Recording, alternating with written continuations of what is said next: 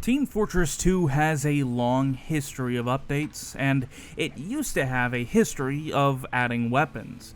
Things like the Gold Rush update, the Pyro update, and the Heavy update gave us things like the Sandwich, the Flare Gun, and the Kritzkrieg.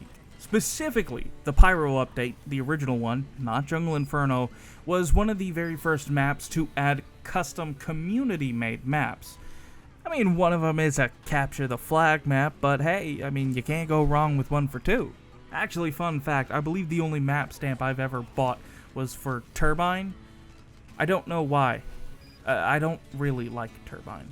But the weapon that we're talking about today was introduced in February of 2009.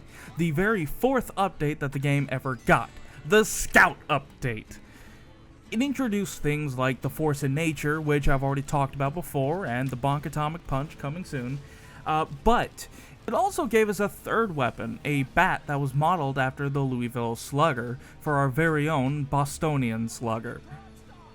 Damn, I should have said Boston Basher, that would have been so much of a better joke. Now, today we're not talking about the Boston Basher, we're not talking about the Candy Cane as much as I would like to, we're not talking about the Rap Assassin, no, today we're talking about Scout's very first melee unlockable, the Sandman. So, with all that out of the way, my name's Cody, and I'm here to ask one simple question and hopefully get one simple answer. How bad could it be? Like I said, a man never leaves his team behind, but more than that, a man never leaves his best friend behind. I may have been struck down and out to a miserable pile of rubble, but I always come back at some point, and when I do, I come back with a vengeance, a lust for triumph that can't be quenched with any normal drink. Oh no, this must be quenched with revenge. Of course, today I'm talking about a classic in the Engineer's tool belt that was added way back during the Engineer update, along with the Gunslinger and the Wrangler, the Frontier Justice. Look, I know I've been gone with the TF2 videos for a while, and to get back in the swing of things, I decided just to go with something I still know to some extent, and the Engineer is my best bet.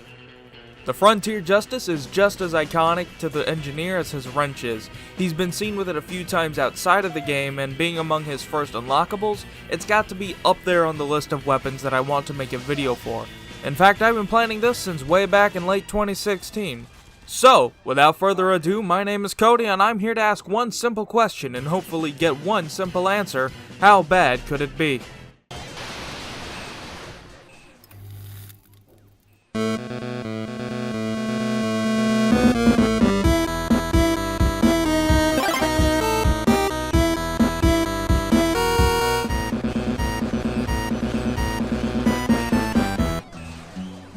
The Frontier Justice was among the first of 4 unique unlockable weapons introduced during the Engineer update of July 2010.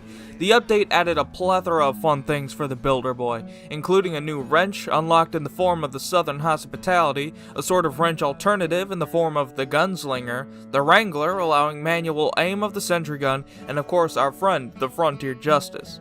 It's a pump-action shotgun with the first primary alternative for the class, and for one of the firsts, I'd say they hit the nail on the head in terms of a weapon design. First and foremost, I'd like to say, in doing research for the video and going to the original update page for the Engineer update, I find this unusual bit of text, stating that not only do Engineers get 2 crits for every kill and 1 crit for every assist, it also states that you'll get bonus crits if your sentry is destroyed via any means.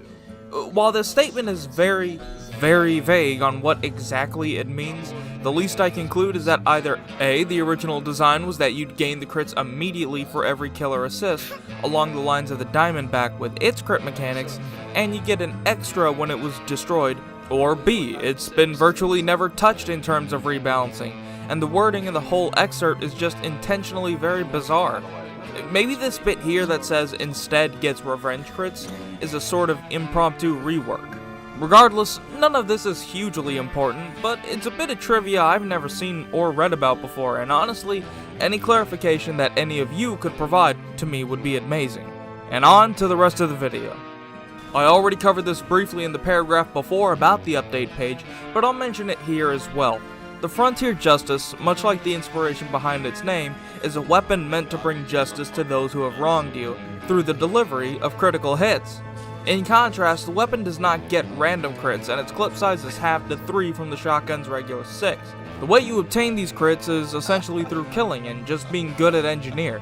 But not just any kill will do, oh no. In our case, the kills that the Frontier Justice feeds off of are sentry kills, and the more you have, the more you get. For every kill with a sentry, many or not, I'll touch on that later, you'll receive 2 crits when your sentry is destroyed by you or a third party. And for every assist, you'll receive 1 crit when it's destroyed. You'll notice that in this case, the negatives do certainly even out with the positives, as even though you can store up to 35 maximum critical hits, you can only pop off 3 shots before having to reload. Granted, at close enough range, 1 or 2 shots may be more than enough to finish off a light class. But for heavy or soldier, you may need all 3 or more to execute that perfect final smash on the enemy. Also consider this as a shotgun, so bullet spread happens as well, leaving another factor to consider when attempting to take down that big hunk of meat standing between you and your victory for your team. All of this isn't even considering that the Frontier Justice shines most when you are without your little buddy, the sentry gun, because these crits are metaphorically on backup until the sentry gun is down, leaving you defenseless or until you can rebuild it.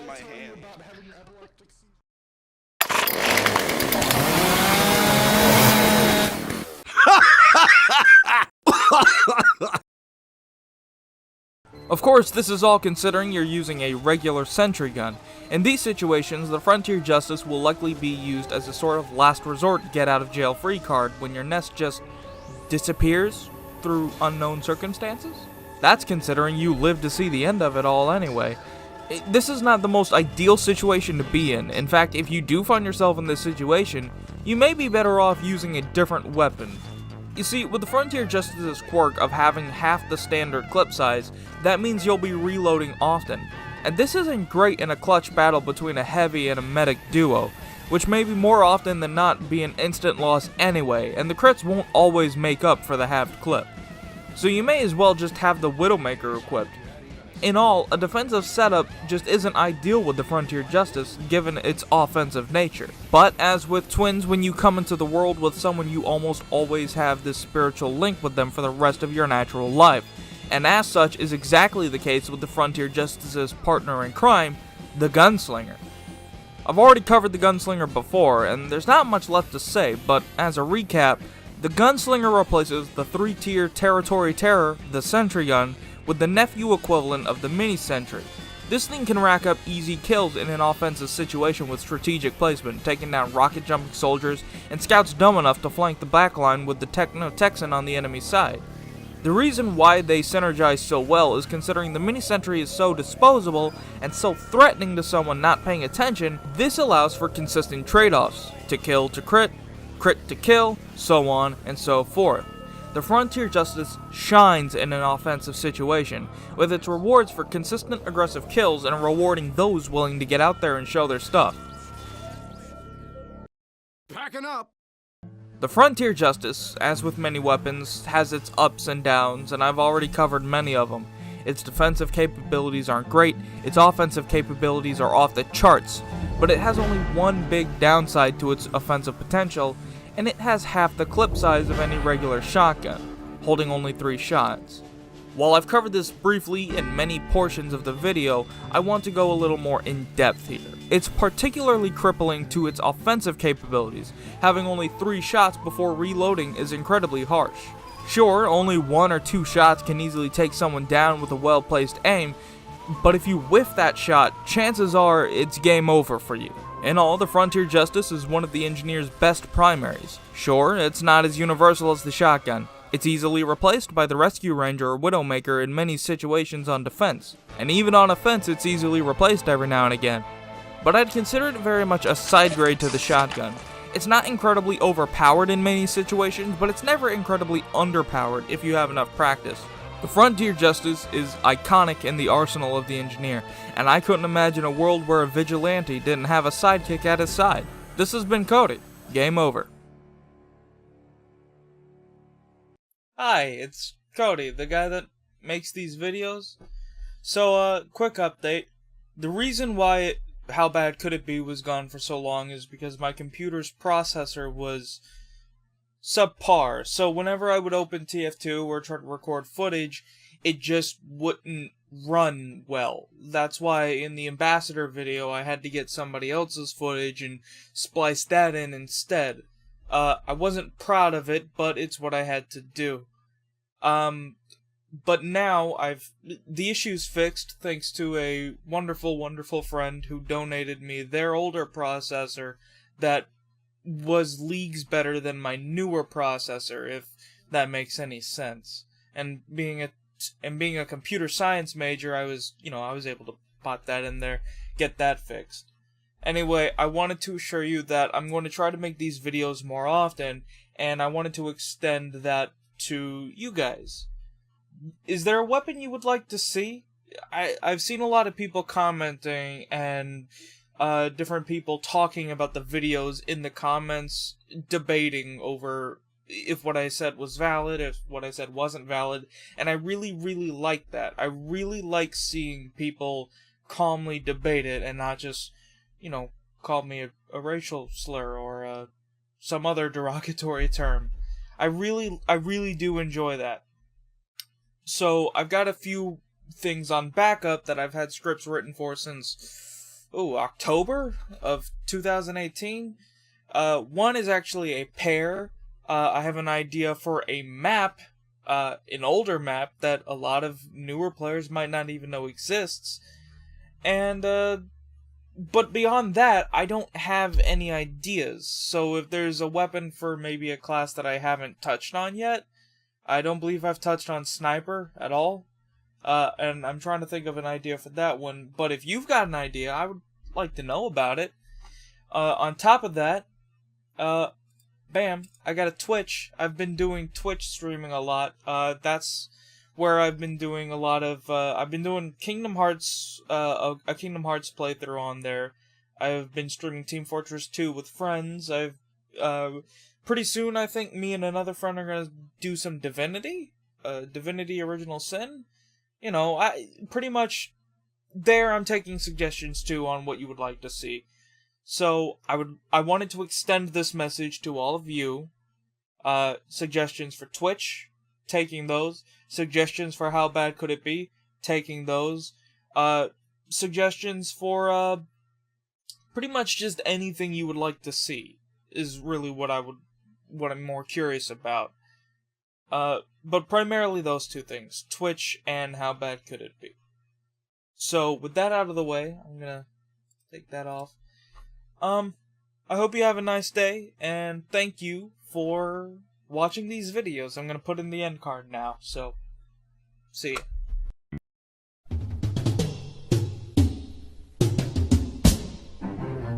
Gimmicks are a tale as old as time, whether it be making something particularly good at one thing and one thing only, giving a character an ability that's unique to them while being lackluster in every other aspect, or taking away a core mechanic to give a new one. TF2 is no stranger to this. The Your Eternal Reward, the Huo Longheater, the Machina, the Gunslinger, the list could go on. These things have their uses, and none are bad, but they usually require a very specific skill set to utilize properly that's typically found outside of the usual gameplay styles for these respective characters. There's one that goes back as far as I can remember, and was once part of a feature that is now lost to time. It was one of the pioneers in a now common TF2 feature, and it couldn't headshot. Today we're talking about the Lemonade Dart Gun, the Sydney Sleeper. My name's Cody, and I'm here to ask one simple question and hopefully get one simple answer. How bad could it be?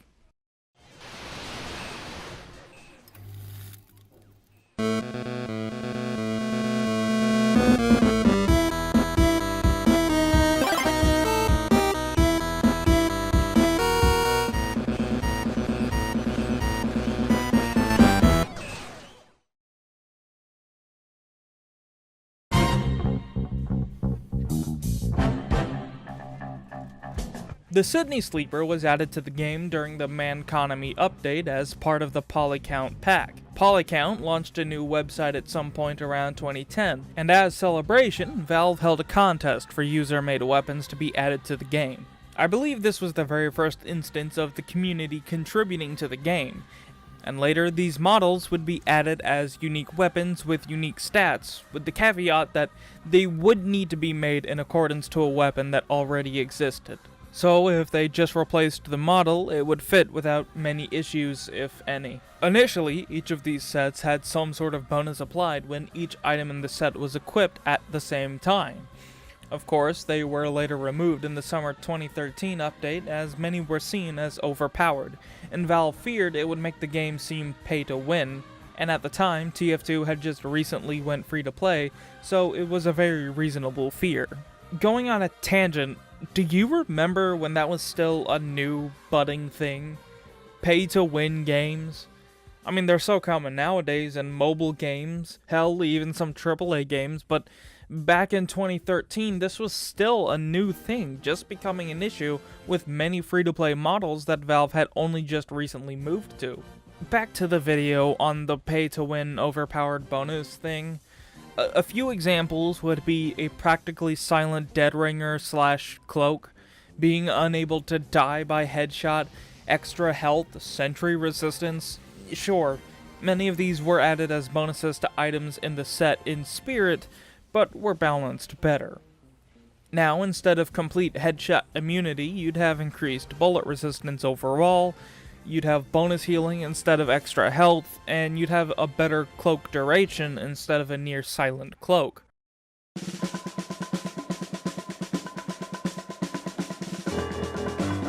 Initially, the Sydney Sleeper only applied Girardi on hit, at the expense of not being able to get headshots. It went through a few other changes, like no random crits and being unable to penetrate targets, getting an increased charge rate. It was finally given a headshot bonus. While not dealing any extra damage, it did apply Girardi in a radius and extinguished teammates. Oops, no more radius. Also, it doesn't last as long now, only lasting 5 seconds at most, and finally gaining a mini crit on headshot while reducing Girardi cooldown. This is what we're finally left with. A plus 25% charge rate. Scoped hits will apply Girardi for 2 to 5 seconds depending on your charge level. Scoped headshots mini crit instead of full crit, and reduce the remaining cooldown of Girardi by 1 second. It cannot randomly crit, and no headshots. Of course, these two seem to conflict with each other, but I think this is actually referring to the fact that you'll never trigger a headshot kill in terms of kill icon or in the score menu.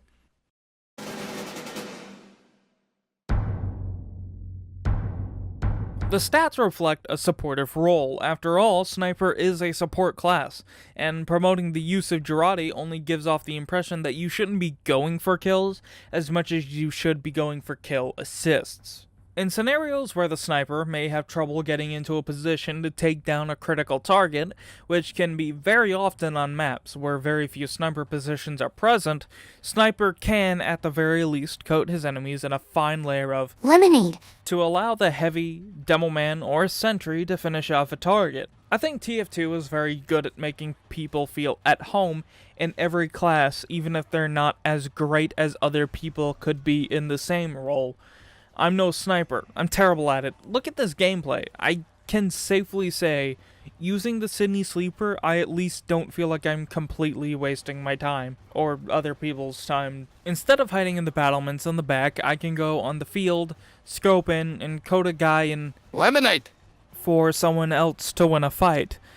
Words cannot express how relieving it can be to see a scout or a heavy have trouble in a fight, to see now that their enemies are taking 35% more damage all of a sudden, they can make a comeback. Even if no one's dying from it, coating a guy already low on health in lemonade can make them retreat, as no amount of extra damage is worth trying to take out a sniper, ultimately doing seemingly nothing. Funnily enough, I did find myself far more relaxed when playing as a Sydney Sleeper sniper. I felt like I was helping even. Rarely did anyone tell me I wasn't helping or ask me to switch, probably because it's hard to turn away 35% more damage over your enemies. Discussing the stats in detail, when you're scoped, Girardi is applied to the target for an amount of time indicative of the charge. This comes in handy when taking into account that you have a buff to your charge rate. this meter here. These stats especially help during fights where something like heavies are populating the battlefield. As you're probably aware, heavies tend to take longer to take down, and the longer that 35% more damage increase is applied, the easier it'll be for your heavier soldier or whatnot to take it down. Take into account as well that your damage, while maybe minuscule, is still dealt as well. This adds an element of thought to the weapon. Should you scope longer and get a 5-second apply, or quick scope and get a 2-second apply? Depending on the fight, either could be helpful, but how much time you have is a deciding factor in that thought. You'll never get a credit for a headshot kill, but honestly, does that ultimately matter in the grand scheme of things? The Sydney Sleeper initially wasn't able to headshot in any form, so it was essentially just a dart gun. No headshot bonus at all, but now the scoped headshots do at least give you a mini crit. For reference, that mini crit is as much of a damage boost as the regular Girardi would deal typically. There's an added bonus of reducing your Girardi cooldown by a whole second if you get a headshot, and that's any headshot. It doesn't even have to kill. To me, this sticks out as nothing more than a thematic bonus. It's helpful, sure, but you're already applying Girardi. Though, if you're like me and you like to keep Girardi on you most times for dealing with close-range encounters, as it is easier to apply than scoping, lining up a shot, and firing, it provides an extra incentive to just throw your Girardi willy-nilly to put yourself out, put teammates out, or just coat many enemies instead of one. It doesn't particularly aid or harm the weapon to have this, but it is nice if you're a frequent, regular Girardi user. I don't have much to say about it being unable to random crit. It just can't crit. What do you want from me? I did a number of tactics with it. Coat with Girardi, pull out an SMG, but I'm just not fast enough. Using the cozy camper to be an ever-present threat didn't work out well. I personally found it best to just keep the Girardi on me to aid when landing a shot was easier said than done. These stats, in practice, are about as plain as I could possibly lay out, and I've already covered how I felt using it. It's a support weapon. You're meant to use it to help your teammates in a tough fight, and it can be beneficial. As I said, 35% extra damage on top of whatever potential damage dealt by the user is nothing to scoff at. I noticed that usually being covered in lemonade is enough to make people retreat to avoid taking that extra damage. Again, I'm no master sniper, but if I'm able to make somebody leave the battlefield for even a number of seconds, especially if that someone was an opposing sniper, or a heavy that can deal terrifying damage, it may not be the best for eliminating targets, but being able to make them vulnerable is one hell of a thing. It can also extinguish your teammates, something that I think I've neglected to mention until now. Oops. Shooting a teammate while scoped will extinguish the flames, though I do have trouble pulling it off consistently. But it just proves how this is the ultimate support sniper weapon. It doesn't directly have a damage nerf, but it just feels like it's not doing as much damage as it should. That's likely due to the fact that you can't get critical shots. At most, in fact, I've only ever saw 150-ish damage being dealt myself.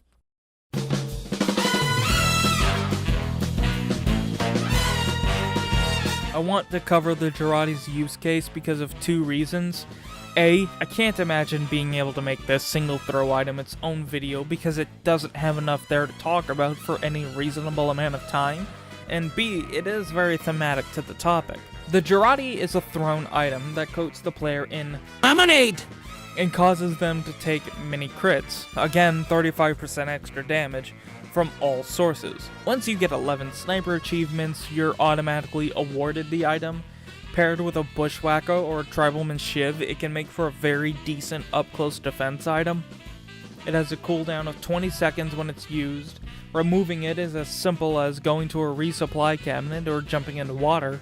There's not much more I can say that doesn't also apply to the Sydney Sleeper. It's a supportive weapon at its core, but it does have a couple other uses. Coating spies will make them visible and easily trackable to anyone for 10 seconds. it can extinguish enemies if they're on fire, and doing so will decrease the cooldown to 14 seconds. Coating spies is much easier with the Jarate because it has a radius effect, and the Sleeper only has a single person effect, and also a bonus that you do not have to scope in to apply it. Paired with the Sleeper and landing headshots frequently can make for an amazing supportive combo.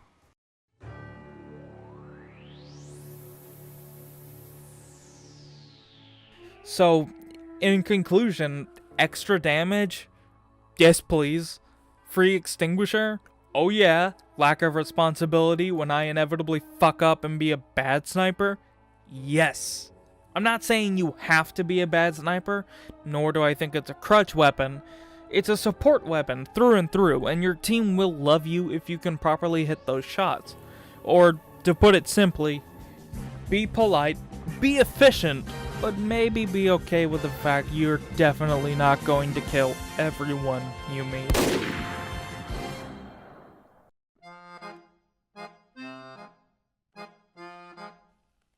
Good patrons, no news on the missing shipment as of yet, but we can at last reveal the shipping manifest courtesy of Dr. Grodbort's Plant B. Based on Venus, Plant B is responsible for producing much of our high-end weaponry, compressed aether munitions, armored fighting vehicles, and novelty costuming. The plant is now on maximum whipping status in an effort to refill the order. We hate to be forced to such measures, but for Dr. Grodbort, customers come first. And besides, Venusian workers love a good whipping. It's hard to tell through their silly-looking tentacle faces whether they're smiling or not, but our scientists can assure us that it is not impossible. Sadly, some of our items may never see the light of day due to critical design documents being sent on board. On top of that, the original designer of the Cow Mangler 5000 threw himself quite literally into the project by signing the wrong forms during the prototype testing phase. He thought he was signing a liability waiver, but went and popped himself into the large volume hobo mangling tests, and although he protested upon discovering his error, a signature is a signature, and we do like to stick to the letter of law here at Dr. Grodbort's. He leaves behind a wife, 2 children, and a very messy desk. All that means that it is very unlikely that we will be able to reproduce this extremely powerful weapon system. Reports from the last known whereabouts of the rocket show no debris nor signs of destruction, so a hole in the very fabric of space may be the culprit. We hold our breath, therefore, that the rocket appears again. Stay tuned.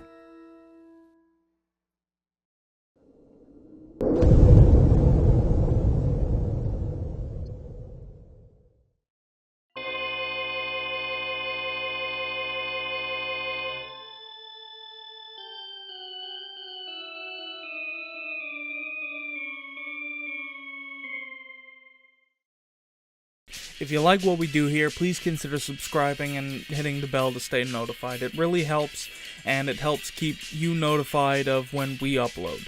Thank you, and on to the rest of the video.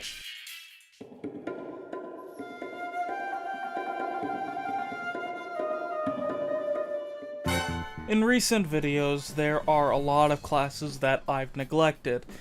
Engineer, Soldier, Pyro. But the truth is, a lot of those classes, I'm just running out of things to talk about. I mean, Engineer was a large part of my back catalog, and I only have, like, 5 weapons that I haven't discussed at all for the Engineer. Pyro, in the time that I have dedicated to him to have a fair opinion on him prior to writing the script, he was no fun. I hated it. And with Soldier, I'm just not very good. But when it comes to Engineer, his class, his items, they're all my favorite. They're the ones that I play with the most, and they're the ones that are the most recognizable and distinguishable to me. So, today we're just gonna bite the bullet. We're gonna cover all the weapons that I haven't done. The Rescue Ranger, the Southern Hospitality, the Jag, the Wrangler, all of them. We're gonna cover everything that I haven't touched upon yet.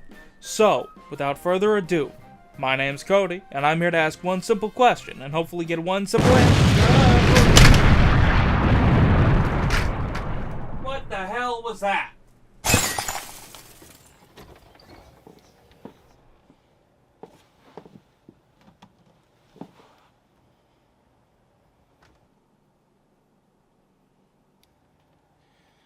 Well, That's the first time that a package has ever literally exploded onto my doorstep before. It's also the first time that a camera's been on my doorstep. What are you doing here? Well, get out!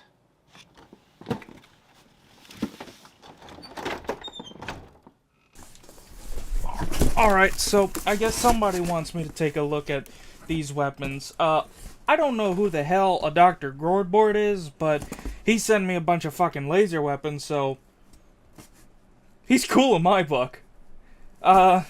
Just taking a look at what's in the box here, I mean, I guess we'll just pick one. I mean, I can't do that one. That's a Righteous Bison. That's not an engineered weapon. Holy shit, it's a... The Thompson 6000 has an exemplary history. Dr. Grodboard's subatomic wave gun, the Thompson 6000, in its base form, had such extravagant features as draining the electrical charge of your enemy's appliances. Invisibility and invulnerability mean nothing to a man of stature like you, loyal customer. While, yes, we had to scale back as our enemies complained we did not abide by intergalactic law and had projectiles weakened the further they travel, but in return, we are able to make it deal much more damage up close. A win-win, as they say. The Thompson 6000 has stats reflecting a playstyle of denying both spies and medics from doing what they do best, going invisible and Ubering respectively. Spies can lose up to 20% of their cloak, and medics can lose up to 10% Uber charge, with losses decreasing starting at 512 hammer units, completely depleting to 0 on both ends at 1,536 hammer units. The Thompson also deals 80% less damage to buildings, only dealing 20%. It doesn't require ammo, and the projectile can't be deflected. And additionally, there are 2 missing stats. It has a minus 34% clip size and a minus 22% fire rate. Its stats reflect a playstyle that kind of makes you, well, I mean, if you use it, you'd probably do well, but sapping other players dry of their various charges is... You can play as the vile Kandarian demon itself. But who would want to do that? He'd be a dick. Yeah, thanks, Bruce Campbell. I think that clears it up. The Thompson isn't generally known for being the best primary for engineer, especially when considering that the Rescue Ranger, Frontier Justice, and Widowmaker really give it a run for its money. Each of these primaries provides some kind of new ability or utility to the engineer that's far better than what the Thompson provides. Yes, draining cloak and Uber might sound useful until you realize just how rough hitting shots with this thing is in general. It's a laser weapon, and of course the laser moves much slower than the shotguns that Engineer likes to make use of. The projectile moves half as fast as the Rescue Ranger's repair bolt. I found using it that I would often miss shots because when it travels as slow as it does, dodging is not hard when you see the thing coming from a mile away. This would ideally make the Thompson a long-range weapon, but with its diminishing returns over distance, you can't even use it in that sense. Considering that, it's not hard to see why people generally don't hold it in very high regard. When you do make use of it, you're probably going to be robbing someone of hard-earned Uber with the click of a button, but most of the time, realistically, you can't. And in the situation where you'd use a primary, self-defense, you'd want something with a little more reliability, and given that the projectile doesn't even fire on par with your reticle, it's hard to see any kind of reliability in this thing. When the Thompson does successfully drain cloak or Uber from an enemy, a sound plays to alert both the victim and attacker know that it's happened. And while you'd think reasonably that maybe this is the anti-Dead Ringer weapon, the drainage is applied after damage is dealt, so the Dead Ringer will still trigger, though the spy will have less time to work with their escape. If you can make it work, I found that the Thompson pairs well with the short circuit. You're able to slightly deny practically any threat for some amount of time, and sometimes that small amount of time is all you need. The Thompson can occasionally drain a medic just enough for a sentry gun to take them and their target out. Spies will have less cloak to work with, soldiers and demos will have a hard time hitting your sentry gun, and failing that, you could just teleport away. Oh wait, I haven't spoken about that part yet. Just ignore it. Just forget I said anything. Secondary weapons, I'd probably recommend Wrangler or Pistol if you want reliable hit scan. Sure, the Wrangler is reliant on building a sentry, but if you're not building Engineer's main building, why are you playing Engineer? See, the short circuit is good with the Thompson, but the thing is, with using that, you won't have any good damage output that isn't a slow projectile or metal reliant. You'll chew through a lot of metal attempting to use the short circuit, and it doesn't deal an awful lot of damage, and at long ranges, it's useless. I mean, 10 damage per shock is good, but it's not that good. The Pistol and the Wrangler could be better choices if you do need that damage output. And the Thompson isn't bad itself, but it's got a very steep learning curve. You need to be able to lead projectiles somewhat effectively, and you will definitely miss more shots than you hit for most of your playtime. But the other options are just better. I mean, healing buildings from afar is better, recovering metal for every shot is better, crits for destroyed sentries is better, but the Thompson does shine at housing a turtle playstyle, and proper secondary and melee pairings give you a defensive powerhouse which will probably piss off the enemy, but I know you, and you're okay with that. Of course, when talking about proper melee pairing, there are a lot of options.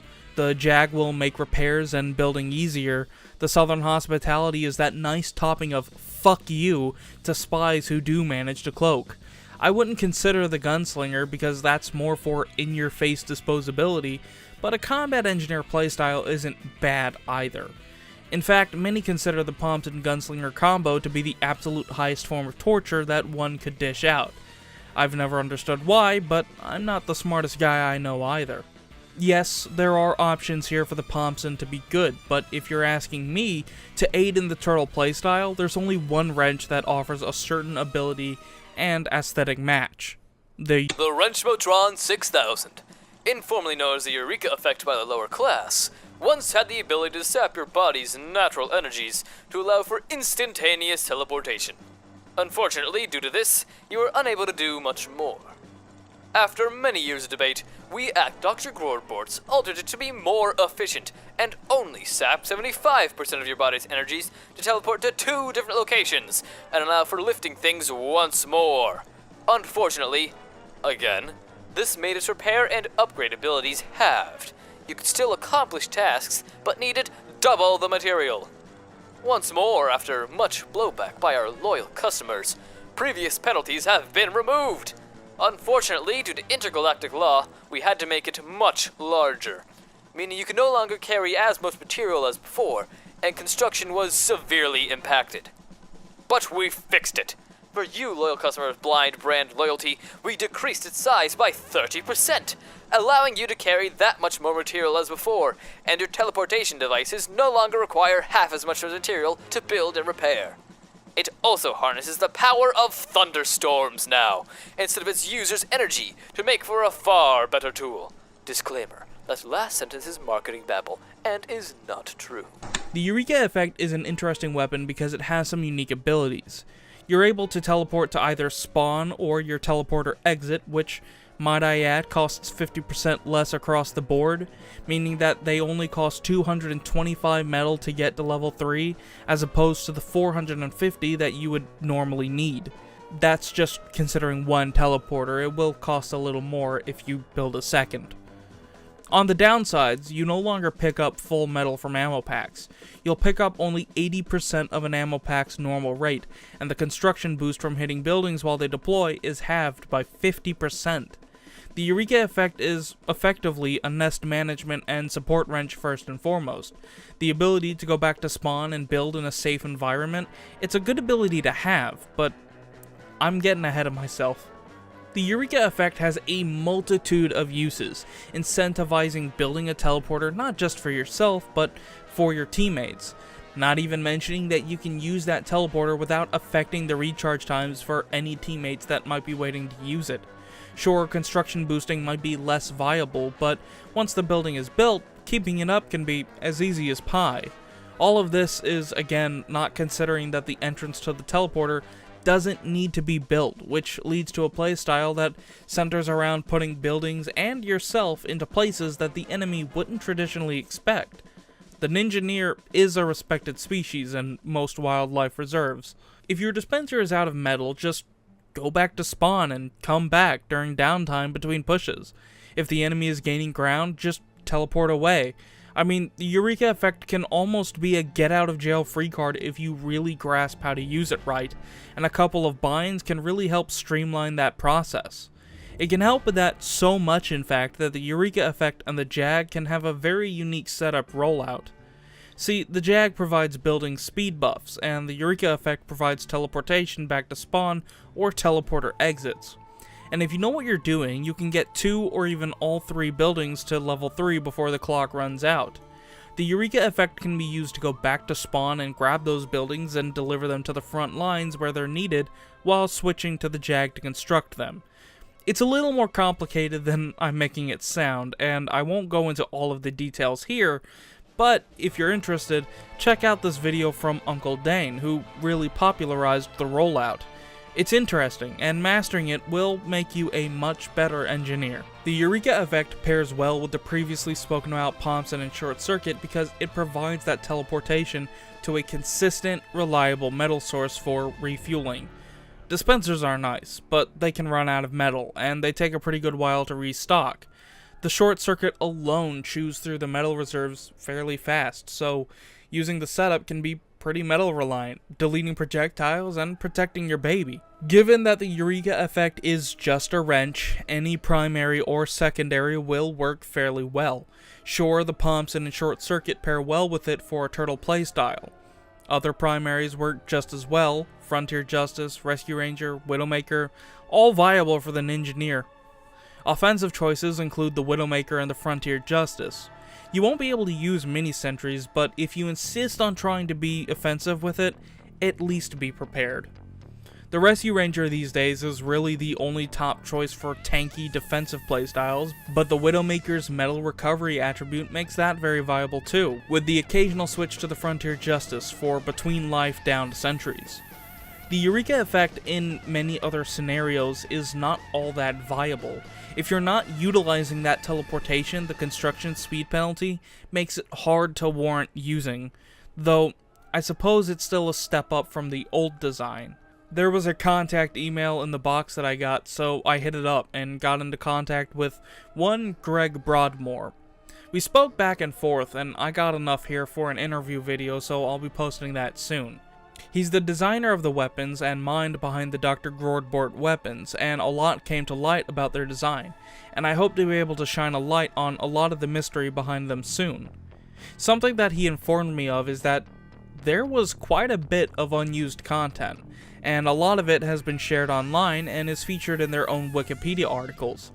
But Mr. Broadmoor was kind enough to give me some concept art of things that have never been revealed before in any official capacity. There are a few straggling areas where I did find it floating around, but it seems like the community at large is unaware that this ever existed.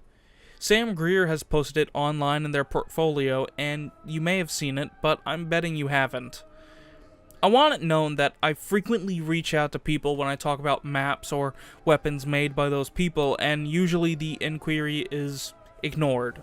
Or I get an "I don't have time," or I'm greeted with hostility and defensiveness. So the fact that Greg Broadmoor was kind enough to respond so quickly, answer not just my questions, but a lot of yours, and give me loads of new, never-before-seen content means so much to me. So with all that out of the way, I just want to thank you again, Mr. Broadmoor, for participating in my stupid little YouTube show. It means the world to me. Without any further ado, the Gathalion Automated Death Ray.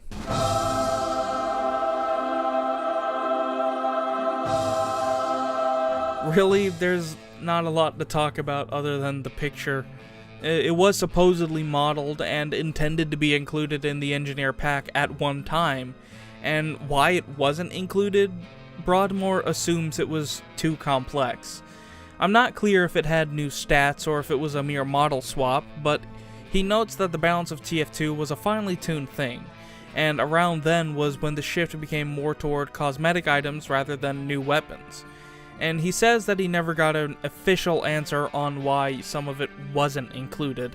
Other unused, unseen content extends to a Demoman bottle reskin and a few hats, one of them even being all class. These are all wonderfully retro sci-fi, just as you'd expect, and with all of that, I think that's really all I have to talk about. I know it seems like I said every weapon in the Engineer's arsenal is useful with the Thompson and the Eureka effect, and I'm not arguing that that summarization isn't untrue, but just as any other class does, you need to account for the situation that you're in. Not every weapon is going to be useful in all situations. The Thompson isn't the best on its own, and the Eureka effect does well in most turtle situations. And on the plus side, they do pair well together, unlike some other item set items. And with the right secondary, they're wonderful. Adding a whole new playstyle isn't something that every item can do, and while you might be a dick for doing that on its own or otherwise, every item in this game, I believe, does have a use. Whether it's obscure or situational, every item can be used to some extent in some situation, even if it is once in a blue moon. I've got no shortage of Grodwort weapons, so next time I guess we'll take a look at Soldier, and conclude with, yeah, whatever that thing is. That's all for now. Show's over. Medic isn't a particularly offensive class, I think we all know that. Syringe guns aren't exactly the highest DPS, and a particular medic main TF2 would even argue that it's meant to be replaced by something better, and he's even quite literally almost a single example of stock being objectively the worst thing in the game. The medic is easily the second most interesting class to me, as everyone needs him, but no one seems to want to play him. He is easily one of the most underplayed yet needed classes in the game. I mean, easily, each of his primaries are the most interesting swap-ups of all the classes. Crits, invulnerability, fast heals, resistive damage, but there's a section in his loadout that is typically reserved for only one unlock that you'll always receive for theoretically mastering Medic and receiving Milestone 3, but there are other options here for that slot, and we're going to talk about all of them. Every single one. Yeah, all of them. I'm Cody, and I'm here to ask one simple question, and hopefully get one simple answer. How bad could they be?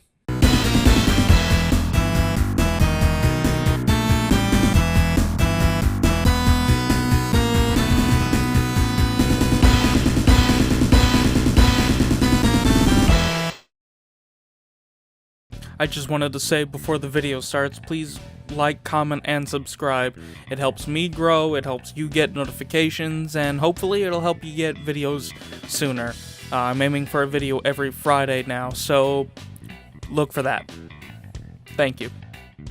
Fun fact, initially this video was going to be just the Solemn Vow, but when I wrote the script and everything I had to say came out to be around a paragraph and a half, I knew I had to expand the scope, and I needed some help. That's right, after many requests and feedback comments later, I'm finally experimenting with utilizing a competitive standpoint where applicable in the videos. Enter Naga Trinity, a competitive 6s player medic main who has been helping with the videos where he can.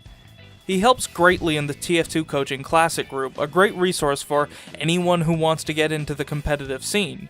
Go check out their Discord for information on how to get into the community and have a new unique experience with a game that you probably thought you knew everything about.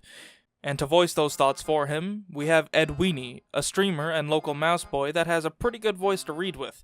He plays Bloons, Minecraft, TF2 sometimes, and on top of that, he's been helping record footage since the Sydney Sleeper video. His girlfriend is a rabbit. She's not in the video, but she streams with him, so don't say I didn't warn you. The Solemn Vow is easily and probably the most useless here for casual play. It only has 2 stats. You can see enemy health, and this weapon fires 10% slower. Above all else, do no harm, and with this weapon, I guess you're not going to have any problem with that. The problem with the Solemn Vow is that proper team coordination in a casual setting is far and few between. It doesn't happen, like, ever. It's kind of a crucial fact that it's needed to be properly utilized here. In fact, if proper teamwork existed all of the time, this weapon would be redundant because you'd have a properly balanced team. And what's on a properly balanced team? A spy, who can do effectively the same thing without any extra unlocks that arguably will waste a space. But do you know where proper team coordination does always exist in some form or fashion, and also spies are typically absent? Competitive sixes. Here's what Naga had to say about the Solemn Vow. Often, Medic's most forgotten melee weapon is the Solemn Vow. This busty white man grants the power of seeing your enemy's health, uber, and the ability to whack them on the head 10% faster than the uber saw. While in a casual setting, this sort of spy vision is largely useless. With an organized team, this allows you to know the overall health of the entire enemy team, enabling you to push or play passive on relative team health. In sixes, the most important skill for a medic is tracking the enemy ubercharge, as if you are at a significant ubercharge disadvantage, you can send in your roamer to force their medic. Or, while at a significant advantage, you can push with it. While this is normally done mentally by the medics using their own ubercharge as reference as well as the overall time passed, this is going to be a tedious task for a medic, who can't track uber automatically yet. And even for those that can, it's largely just a guessing game. And the Solemn Vow fixes that. With a quick peek at the enemy medic, you can have a completely accurate, real-time reading of his ubercharge, not to mention his health. During team fights, a good medic can glance at each person on the enemy team and call focus fire on the weak opponents, drastically increasing a team's overall effectiveness. And the 10% extra swing speed over the ubersaw is simply a cherry on top. For a while, the Solemn Vow was banned in most competitive leagues, fearing that the advantage given would force other medics to run the same weapon. Only recently did RJL add the Solemn Vow to the whitelist, and it quickly became apparent that while the Solemn Vow does afford the medic a tangible advantage, others prefer the clutch potential of the Ubersaw. So this one is a weird one to explain. You have less health, but you can collect organs with every hit. So for every organ you have, you'll retain 15% of your ubercharge with a maximum retention of 60%. But you'll only retain this if you had that charge in the first place. To explain, if you have 48% but 2 organs, you'll retain 30% only. But if you have 48% with 4 organs, you'll still only retain that 48%. The Vitasaw is not useless, but going for melee attacks as a medic can be difficult, and if you're a confident enough medic, you might not even feel the need to get that retention bonus at all, because you'll feel confident enough that you won't die. But for people who do like to get up close and personal, a last-minute Vitasaw on a demo night charging you at roughly 88 miles an hour can be a good thing, since you'll likely die anyway if the demo night is worth his nitroglycerin. Fuck, wait, demo nights don't use explosives. Again, this is in a casual setting. Assuming you're on your own and unable to communicate to a pocket in time, your death isn't bound. For a competitive setting, I'd imagine you'll be far better protected, and less likely to come across a demo night in the first place. Practically, going for an uber retention is usually a riskier thing than just keeping out of the danger in the first place, because the enemy team will always know what they're doing. However, let's give it over to Naga, as this could still have a different story. What may surprise you is that the stock bone saw may not be the worst option for a medic, depending on who you ask. In my opinion, that title belongs to the Vitasaw, the only medic melee with a significant downside. While organ collecting seems to be rather fitting for the class that wields this rusty needle, it has been banned in competitive sixes ever since the release of the weapon, with competitive admins fearing that the ability to respawn with greater uber charge may completely throw off the fine art of uber tracking. In no restriction sixes, this weapon still never sees the light outside of a medic main's backpack, as the passive minus 10 health downside is far too great in a class that is frequently caught with single digit health already. The Vitasaw does not allow for the same clutch potential as the Ubersaw, as responding with a number in your bar above 0 is seen as significantly less powerful than hitting an enemy and getting a free 25% Uber charge, followed by a prompt Uber away. so this one has honestly always been an overlook for me. To be clear, it's not terrible. In fact, it's highly useful during a particularly intense fight where your teammates are taking on damage faster than you can realistically recover all of them. It also helps given that you'll gain an extra +3 health per second on top of the healing you'll gain by default if it is active. The Amputator does have a damage penalty of 20%, but given the weapon's passive utility, you probably shouldn't be using it as your main attacker anyway. It's a very useful tool to have as well, especially for someone like me that has trouble finding everyone who needs healing.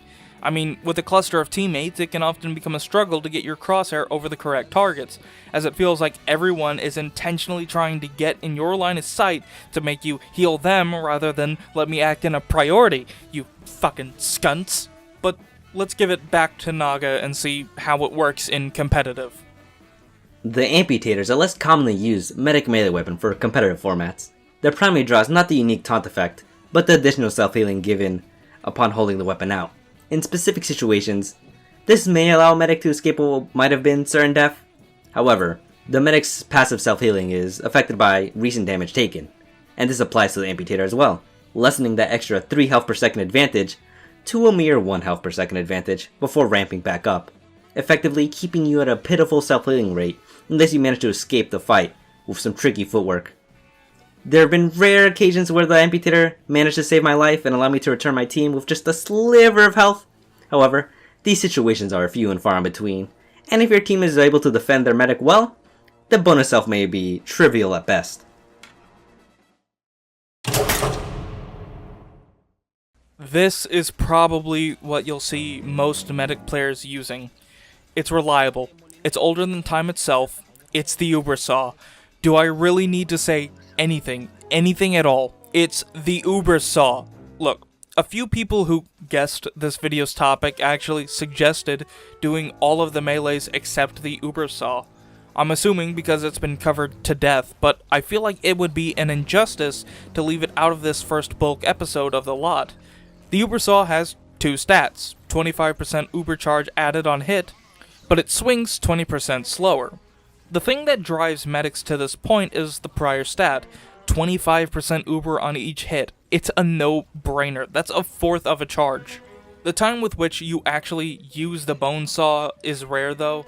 A spy here, an odd overextending scout there, but that's self-defense after your pocket dies and no one else is around.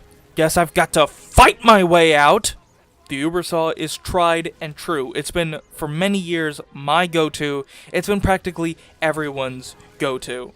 It's one of the few weapons whose stats haven't been touched, ever. A few minor changes like granting Uber when striking NG buildings was added, or no granting Uber from disguised spies have been made, but it's the same Uber Saw at its core. And finally, Naga once again has his input on the Uber Saw in a competitive scene. The Uber Saw is seen as a holy grail among competitive medics, and for good reason. The ability to turn the tides of a game with 1 or 2 hits on an enemy is a very powerful tool, and has completely changed the course of competitive matches in the past. While the Uber Saw looks like it doesn't offer much survivability to the medic on paper, the simple ability to jump from 75% to 100 and run away, completely invincible, can get a medic out of many sticky situations. As such, it is the most commonly used medic melee weapon among 6s and Highlander medics alike, and is likely to remain as such for a long time.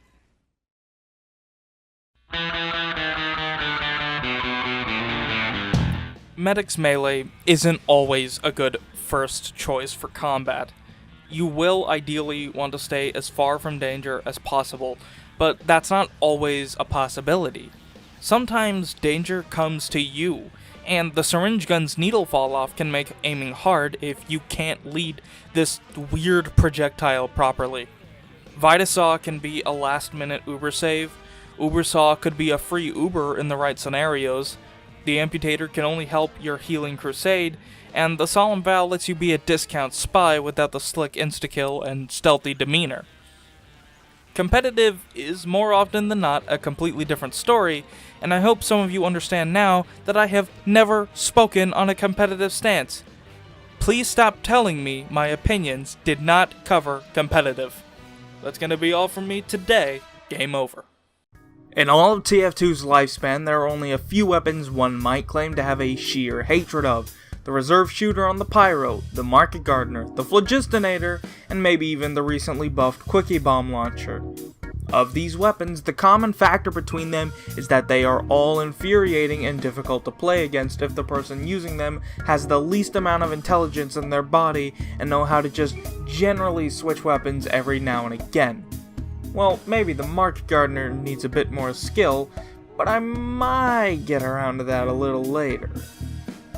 None of these, however, seem to have gained quite as much infamy or as despised as much as the Engineer's only tool in his less than extensive arsenal that can drastically alter his role on the battlefield to make him a powerhouse, an asset, and a merciless, murdering, mechanic-making man, the one and only Gunslinger. I'm Cody, and I'm here to ask one question that I've had on my mind for quite some time: how bad could it be?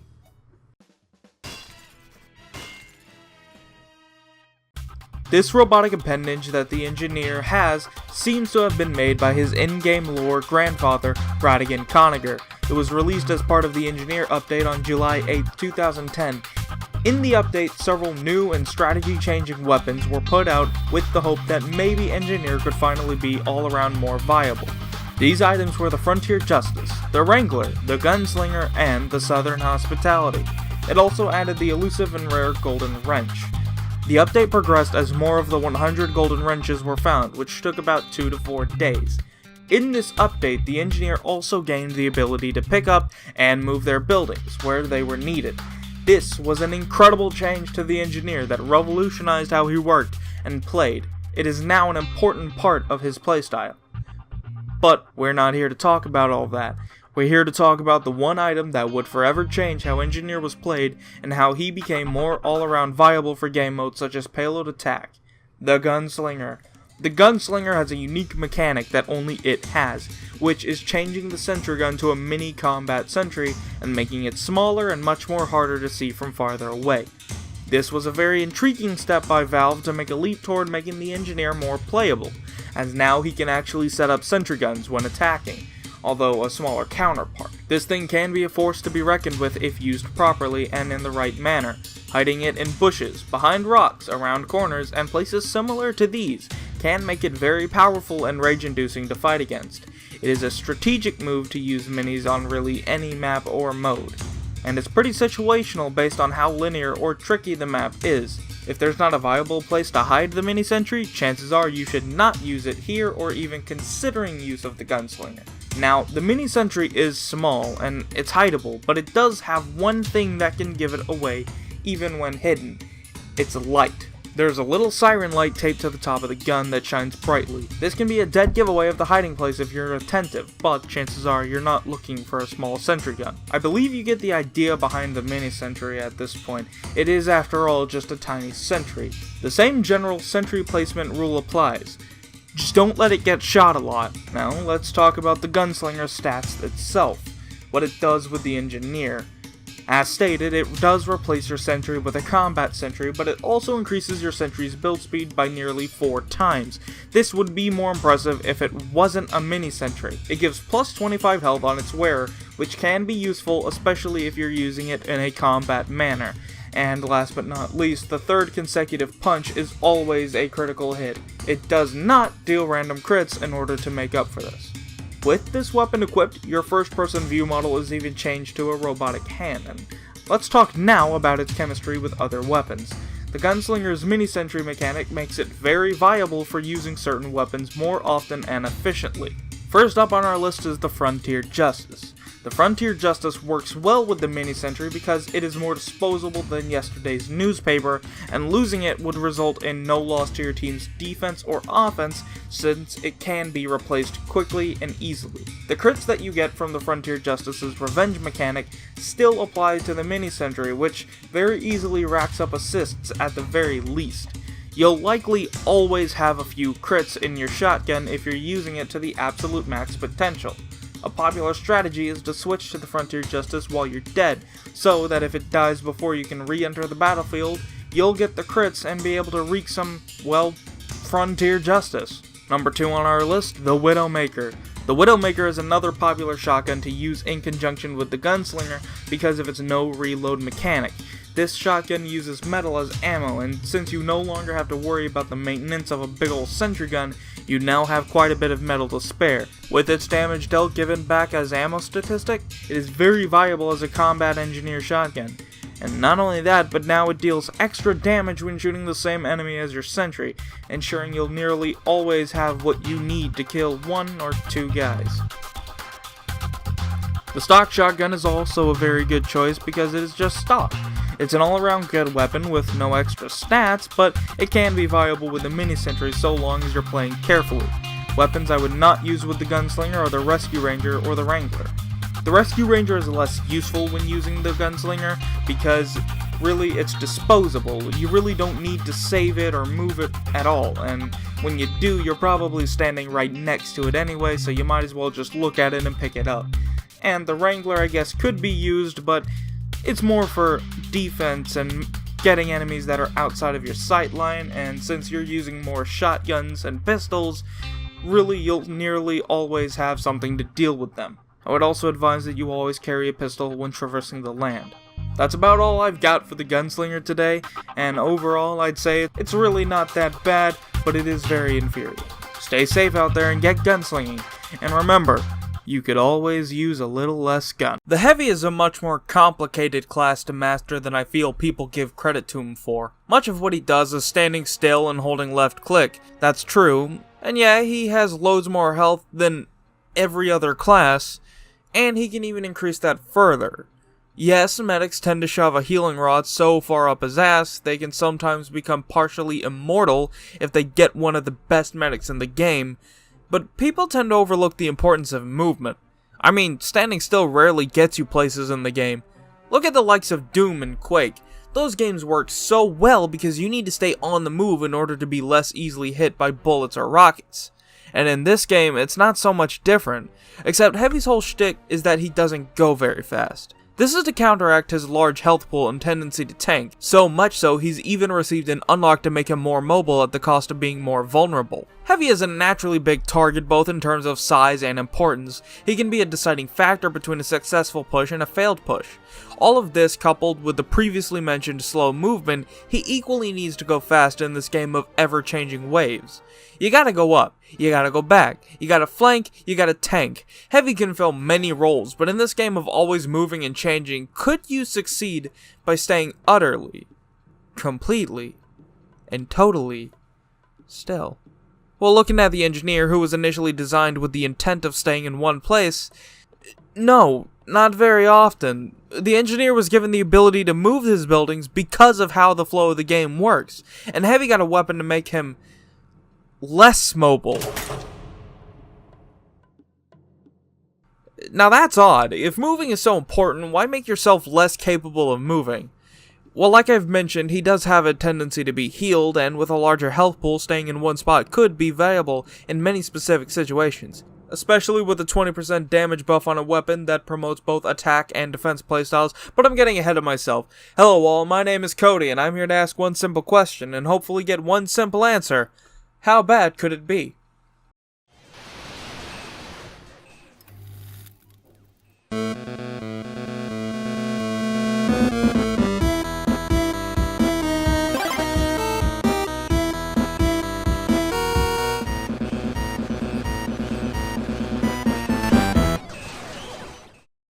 I'd like to start by saying thank you to German Peter for the suggestion. This is Heavy's debut in the series. I've never made a video specifically about him or his weapons, so the Brass Beast is probably a good start. You see, the Brass Beast is a weapon, as I hope I've pretty well established, breaks the very concept of Team Fortress 2. Nearly every game mode in Team Fortress 2 revolves around the objective moving, the objective being picked up and moved, or you moving toward the objective. How can you do that if you have such a horrible movement speed while right-clicking and shooting? Note, the Heavy moves around 47% slower with the default minigun, but with the Brass Beast, he moves 60% slower.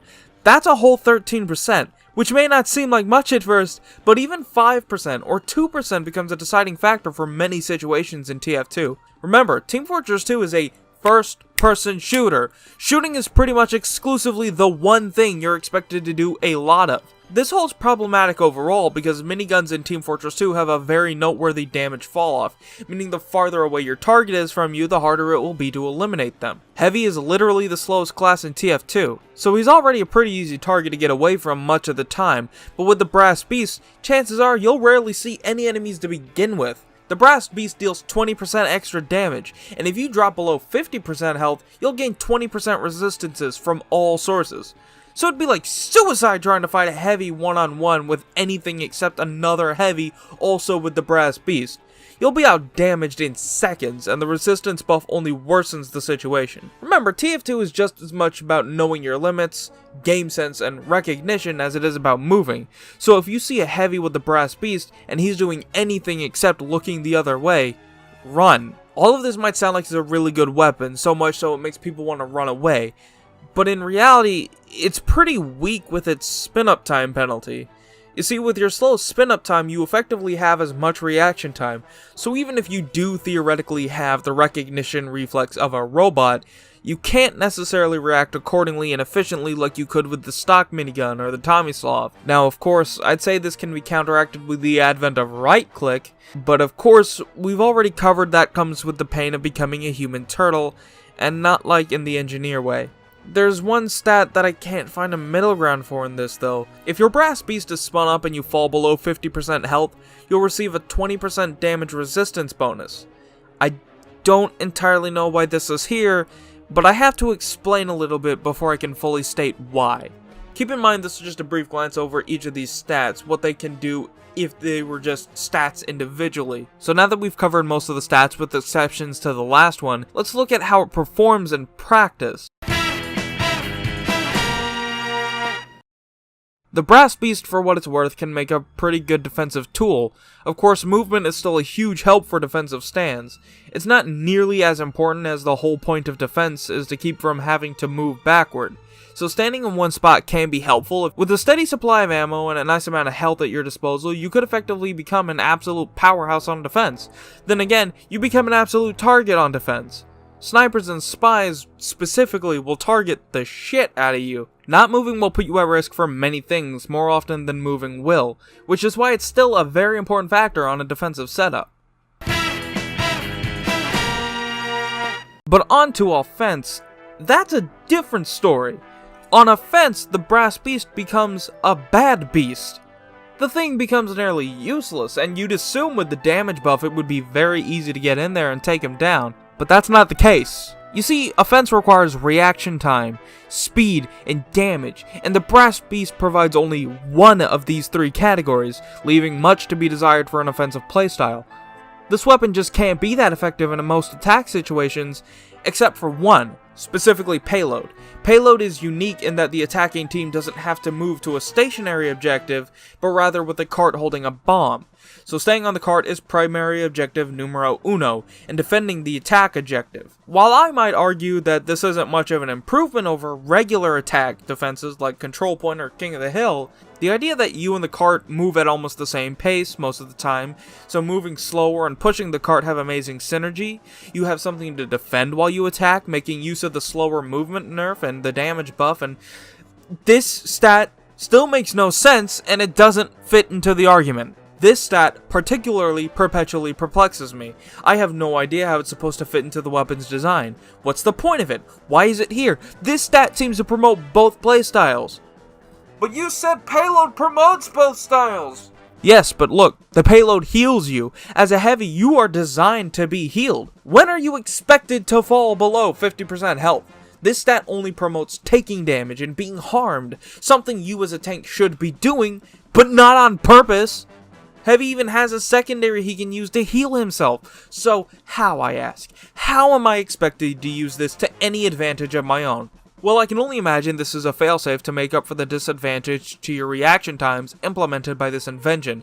But even then, not being able to move to dodge rockets or grenades as well as you could with stock or Tomislav or hell, any other minigun, it's completely null and void. It holds little use. It has no purpose. But I'm no game design expert, so I want to open a discussion. On Reddit or here in the comments, tell me how you think this weapon's particular stat should be used to any advantage at all. The Brass Beast, as an understatement, is underpowered. It's bizarrely placed in the Heavy's armory in the niche playstyle section. It just doesn't fit into the casual match meta very well at all, only working in a few very specific situations that only veteran players would be good enough to track enemies, kill effectively, and live. Because living as a skill attracts medics. Because if you can live without them, with them you could be effectively immortal. However, the Brass Beast has one great use, and that's Man vs. Machine. Man vs. Machine is Valve's forgotten grandchild, and the Brass Beast's big negatives can only be effectively outdone using the upgrade system, like movement speed. But that's all I'm going to say about this, because I want to keep the video and the series as a whole geared toward a casual perspective. But look into this further, I highly recommend it. And with that, the Brass Beast is most simply a downgrade. Personally, as someone who considers themselves a decent heavy when using things like Sasha, Svetlana, or even the Natasha, Oksana from a personal viewpoint desperately needs to be reworked, and I won't sleep right until I know why this resistance is here. This has been Cody. Game over. Hey all you wonderful people, I just wanted to say thank you. Over the last week, the Frontier Justice video did a lot better than I was expecting it to, possibly because I put it out on the Reddit for people to see, and you know, things tend to get viewed more when you put it out there for people to see, so thank you to Reddit. Second of all, I wanted to ask a favor of all of you. If you would like to be in a video for the 100 subscriber special, I'm currently sitting at 99, I want you to reach out to me on Discord, you know, because that's probably the best place to reach out to me on. Basically what the video is going to be a live feedback session. I'm going to interview each person that I pick. Basically what you're going to do is take your TF2 main, you're going to watch one of the videos, if I have multiple in the class. Right now I've got Scout, Engineer, Medic, and Pyro videos out, and along with the video you just watched a heavy video. So basically what I want is for you to reach out to me on Discord and tell me what class you play, what video you want to look at, and like what kind of feedback you want to give. It would really help me to hear from you personally as a viewer what you thought of each of the videos. Keep in mind a lot of them are older videos from 2, even 3 years back, so a lot of them won't have the same production value, but I feel like those videos get overlooked a lot. And especially, I really want to hear from spy mains, because I get a lot of comments on the Ambassador video to this day. So that's gonna do it. I'm gonna put up the end card now. Reach out to me on Discord, right here, you know, right here somewhere, in the middle, down here. And I look forward to hearing from anyone that may have something they want to say.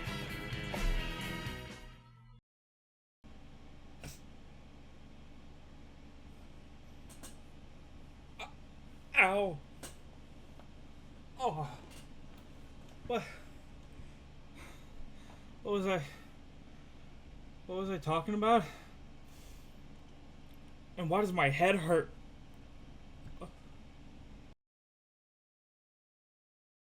Oh yeah.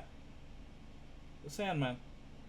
Okay, so here's the deal. Because I appear to be suffering short-term memory loss after being hit in the head by what I presume to be a baseball, I'm just gonna go off of what I can remember here. The Sandman isn't a terribly complicated weapon, but it's also not very good. You know, just to keep it short, I mean, it fires a baseball by pressing your right click or whatever your alternate fire button is, and you have 15 less max health on the wearer.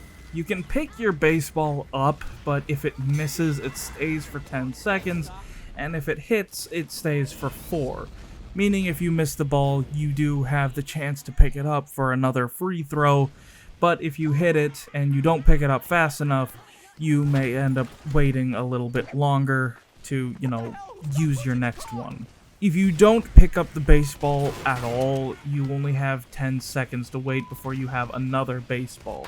When you hit your baseball, if you are able to hit the enemy, you will be able to stun them for up to 7 seconds, capping their movement speed to around that of a heavy, which I don't know how that works for a heavy, but whatever.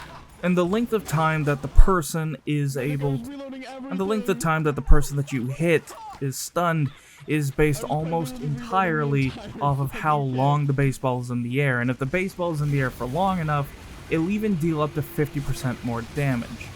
The baseball is also considered a melee weapon for some reason, even though it's actually a projectile, which means that it also has a higher critical hit chance and will deal double damage to Fist of Steel heavies. The Sandman holds a long legacy, being one of the very first weapons that was ever added to the game, along with the Force of Nature and the Bonk Atomic Punch. I believe it also added Arena Mode, but I don't remember off the top of my head. But this was back when class updates were very, very common. The thing is, even though it holds that legacy, it's seen sort of a fall from grace. The Sandman on its own has never been all of that great, but it used to be really, really good because you used to be able to use it with the Flying Guillotine. I'm not going to bore you with all the changes that it's ever had, but Jungle Inferno did change fundamentally the way that the weapon used to work. The way that it used to work is that you would hit an enemy and they would be stunned. They would be frozen and not be able to attack back. However, Jungle Inferno changed that, so now they're just slowed, and they still can fire their weapon. I don't think the change was all that drastic to warrant making, because having your entire perception and, muscle memory and speed memory and things like that fried within the fraction of a second, you might as well just not be moving. But Valve thought people weren't having fun, and who am I to say that it was fairly balanced? After all, I think the Ambassador deserved a nerf, and apparently I deserve to be crucified for such a thought. And then going back to the Flying Guillotine, before Jungle Inferno, its only saving grace was that hitting enemies that were stunned with the baseball with the Flying Guillotine would mean an instant critical hit, and that would oftentimes mean a pretty much dead target. It was a combo that was very, very widely used. It was very, very fun. People liked using it, and I never knew anyone to complain about it, but, again, Ambassador. The only possible situation that I can see the Sandman working in is a strictly flank support situation. It takes away 15 health, which pretty much guarantees that you're going to die if you get looked at even a little bit funny, and the only skill you gain for that is being able to launch a baseball at your enemy to stun them. It's not that great a trade-off, if I'm honest. But I suppose that if you really, really, really wanted to, you could use it to great effect to, slow things like other scouts or pyros or what have you in order to make them more hittable. I'd say heavies, but again, I don't know how it works with a heavy if the speed gets capped down to the speed of a heavy. I don't know. It also holds a reputation as being one of the weapons that you can get from doing scout achievements, getting the first scout achievement milestone. The Sandman to me is iconic to the game before weapons and hats strayed too far away from the aesthetic that they used to have. Not that I think the new aesthetic or the new art style is all that bad, but there's something unique about things like the Soda Popper, the Force of Nature, or the Sandman that later weapons like the Loose Cannon I think just didn't quite have. More of a classic actual weapon thing rather than a wacky portable cannon. But for the most part, the Sandman really isn't all that useful. How are you supposed to make use of a weapon if you're pretty much dead all of the time trying to use it? Sure, every character in this game works best if nobody sees you, but if somebody does see you as a scout with the Sandman, you might as well hit the bricks, pal. You're done. I'd probably recommend something like the Candy Cane over the Sandman. The Candy Cane might give you more of an explosive vulnerability, but at the very least, if you have it equipped when you do kill somebody, you get a small health pack, and that's a much better trade-off, in my opinion, than being able to launch a ball every 10 seconds. But with all of that out of the way, my name's Cody. This has been How Bad Could It Be? I'm going back to bed.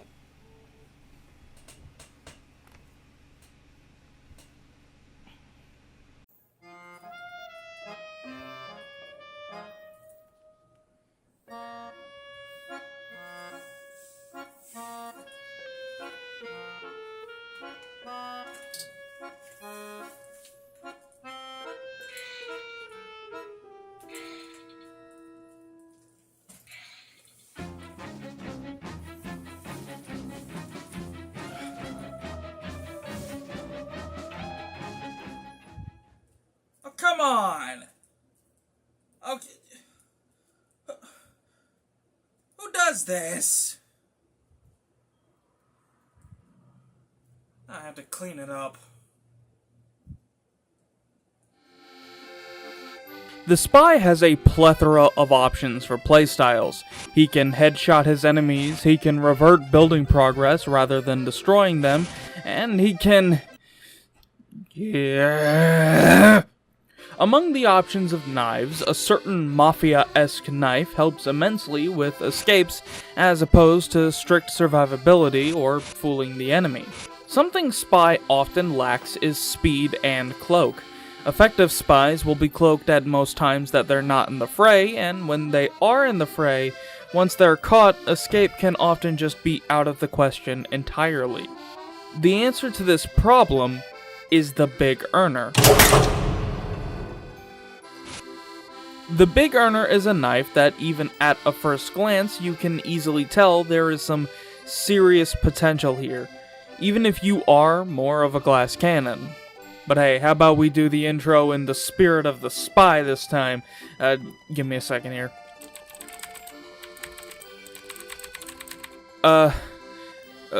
My name's Cody, and I'm here to ask one simple question and hopefully get one simple answer. How bad could it be?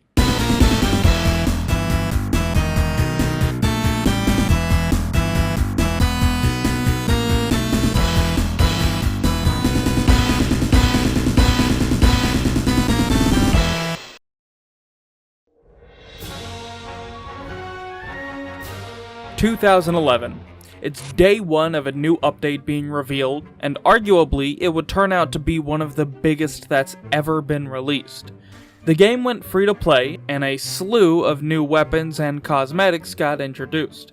Among them, the Man of Honor set, featuring the Enforcer and the Big Earner, and a cosmetic, the Made Man. And actually, the Big Earners only ever had one change during Gunmetal, which gave a 3-second long 35% speed boost on kill. So, simple enough, I guess. Easy history, simple premise. Having only 3 stats, the Big Earner gives 30% of the cloak meter back on kill, and it makes you 35% faster for 3 seconds. But it also has a passive of minus 25 max health on wearer. Being able to stab and run off with a bit more cloak than you had when initiating the fight is an immensely useful attribute. Never underestimate the power of being able to pull off a massive chain stab with the help of a speed boost and get out with a full cloak meter to boot. Sure, 25% less health is an actual detriment, and you will definitely die a lot more if you happen to slip up and let the enemy see you. But do you know how much I wish I had been using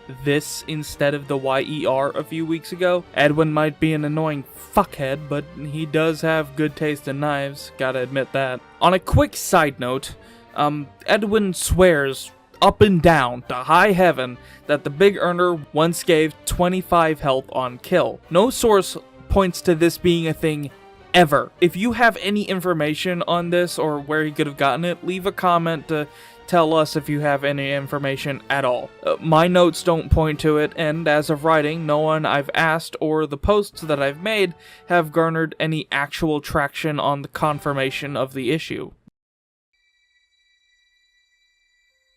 The Big Earner is a fairly useful tool, especially if you need to get in and get out. In fact, these days, it could even be considered one of the only knives useful for use with the Dead Ringer if paired with the L'Étranger.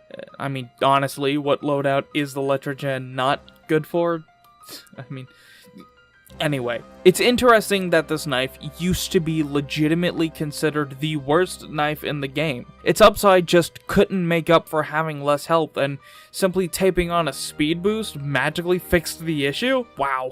The damn thing used to be the dustiest weapon on the shelf, being picked up never, and it wasn't hard to see why. With such a harsh debuff as having 25 less health, getting extra cloak was a measly bonus for a beefy detriment like that. But running just a bit faster is just enough to keep the thing being used pretty frequently. You will die instantly to things like pills, so I suppose fragility is something to keep in mind when going in with it in hand.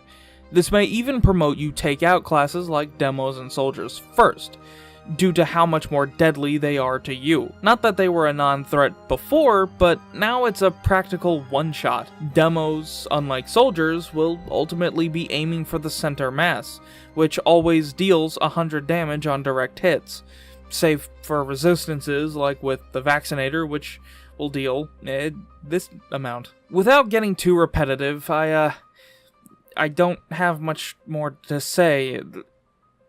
There isn't more here I could say.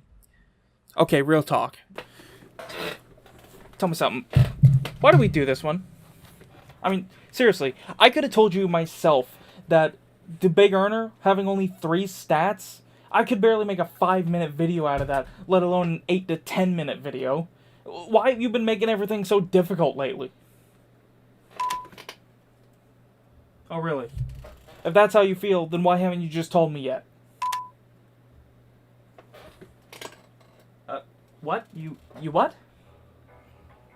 Oh god. Hello? You've been slipping up with the schedule, and I've been trying my damnedest to keep it afloat. Oh really? You've been doing such a good job? I've been doing a great job, the best job even. Oh really? You little soldier over there carrying the whole team on your back, little 10 Hut Steve Rogers? And what's that supposed to mean? It means it was your idea to do the airborne armament set. Do you realize how easy those weapons were to talk about? I got like 12 minutes out of 3 weapons. Everything you give me is so pitifully short. And you're doing any better with the Scottish resistance of all things? It's such a fucking shitty gun. Oh really? Okay, well I suppose you could do better then? I could do better, and I know I can. Okay, I see. That's how it is then, huh? I guess it is. Fine. 1 week from today, I'll do the Scottish resistance, and you can do the direct hit. And then at the end of it, we'll judge and see who wins, and the winner gets to take over the show. Fine. Fine.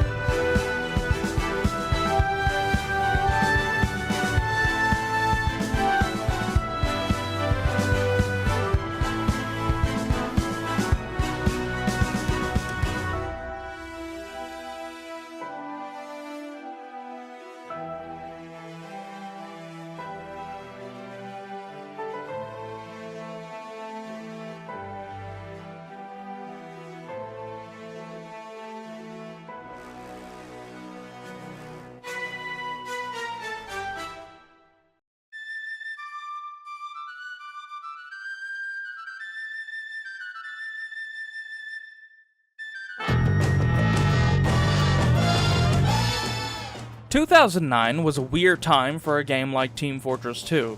This was a time where things like Smithsmith and Scream Fortress weren't even yet established. Hats were barely a conceived thing, let alone as prominent as they are now, and they were so very basic, and some of them were just disabling certain body groups. My god. It was also a time where propaganda reigned supreme, a war for the ages, Team Demoman versus Team Soldier.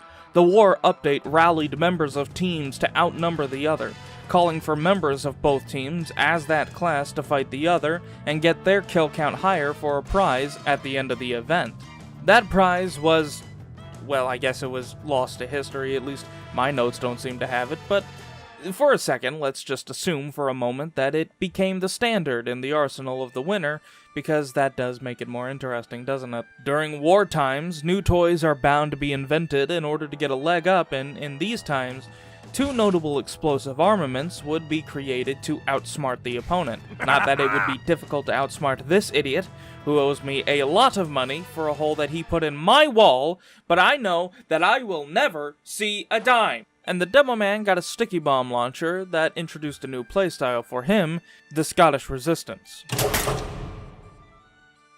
The Scottish Resistance, being a product of war, means that it calls to fill a niche that no other weapon at the time, as in the only other one in existence, could fill.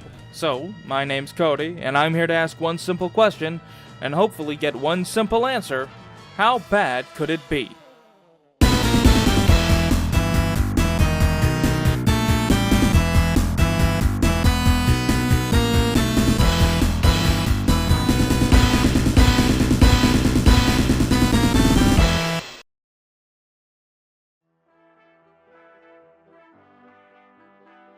The Scottish Resistance was given to the Demoman during the War update, an update that predated Meet Your Match as the very first class war. A counter was added to the update page, which tracked the kills that each class got against that specific other class. Oh, the horrors I could only imagine that scouts and spies faced. Battlefields full of explosives, rockets and minefields. They may have been aiming for the other half-blind explosive classes, but if they weren't present, you were next in line. The Scottish Resistance boasts a playstyle that had to be filled after players found it easier and more effective to spam the OG sticky bomb launcher into crowds rather than placing a trap. Initially, it was designed as follows: 14 sticky bombs, despite it saying there could be twice as many on the update page. You could set multiple traps and detonate them individually. It had a 0.6 second long arm time for each bomb, again, despite the update page claiming it to be 0.4. Sticky bombs under your feet would also detonate, and it could be used to detonate enemy sticky bombs. The Scottish Resistance does have a long and storied history of changes, but nothing that's ever changed the way it's used majorly. July 2010. The Scottish Resistance now shows a glowing outline of sticky bombs from anywhere on the map, but only if the user was playing on DirectX 9 or higher. September 2010. The Scottish Resistance was balanced out to fire 25% faster and add 0.2 seconds to the sticky arm time to make it 0.8, up from the previous 0.6. Curiously, this wasn't documented, but I guess the Manconomy update didn't really document any of its major changes, so meh. June 2014, a sticky bomb damage ramp-up was added, meaning all sticky bombs in all sticky bomb launchers would have to exist for 2 whole seconds before reaching max damage potential. 5 days later, this was reverted due to player outcry. December 2014, the Scottish Resistance's range check for sticky bomb jumping was greatly increased to a radius of 146. 146 what?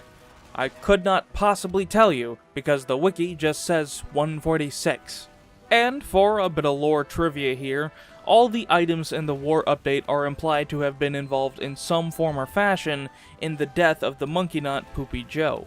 A bit of a lore reason why so many items at the time were findable through drops, and not purchasable. The drop system was still relatively new, and before you had to earn items through the associated achievement milestones. Manco was trying to get rid of them to hide their involvement of the incident, even giving commemorative plates of the incident away featuring some of the weapons he would use, such as a sword to fight Russian monkey nut Vladimir Bananas. the pickaxe he would use to pierce the heavens, and the bugle. Currently, the Scottish Resistance sits at the following stats: plus 25% faster firing speed, plus 50% max secondary ammo on wearer, plus 6 max pipe bombs out, detonates sticky bombs near the crosshair and directly under your feet, it's able to destroy enemy sticky bombs, and it has a 0.8 second slower bomb arm time. This is easily one of the most complicated weapons in the game stat-wise. When I first started playing and I got this thing, I could not wrap my head around it or how it was supposed to be used, but then again I was 12, so what did I know? Using the Scottish Resistance is pretty situational. It specializes in setting traps and waiting for players to walk over them. Long arm times don't help with that either. The thing truly does not want you to spam it, but that hasn't stopped me yet, damn it! Seriously though, don't let that drive you away, because in a defense setting, this thing shines. If you can pair it with something like the stock grenade launcher, or the loose cannon for the offensive power this thing lacks, you can truly be the defensive class that Demoman was always meant to be. When I started gathering footage for this thing, one of the very first matches I got was a Dust Bowl match, where I just absolutely dominated with this thing. Normally, I'll be the first to tell you that sometimes I need help getting footage with some of these weapons with Ed, because he is immensely better at a lot of these things than I am, but I am, if nothing else, incredibly patient. Staying put in one area with a sticky trap nearby is something that I'd like to think I am good at.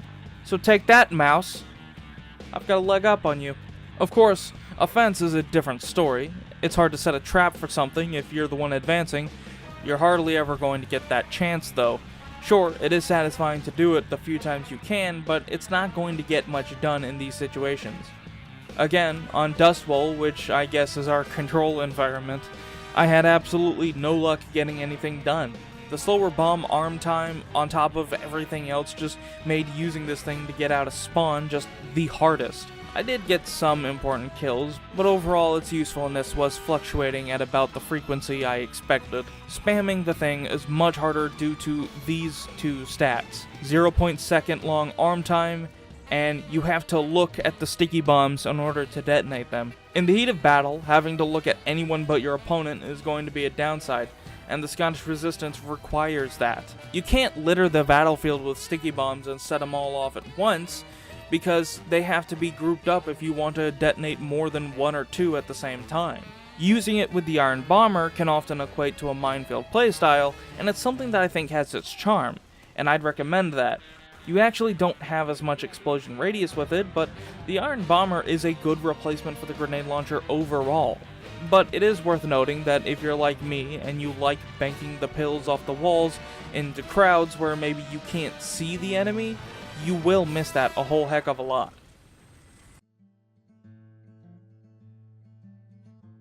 He what? He got Ash to do the guest spot? On what? Rocket jumping? Fuck! Fuck, I don't have a guest... Okay,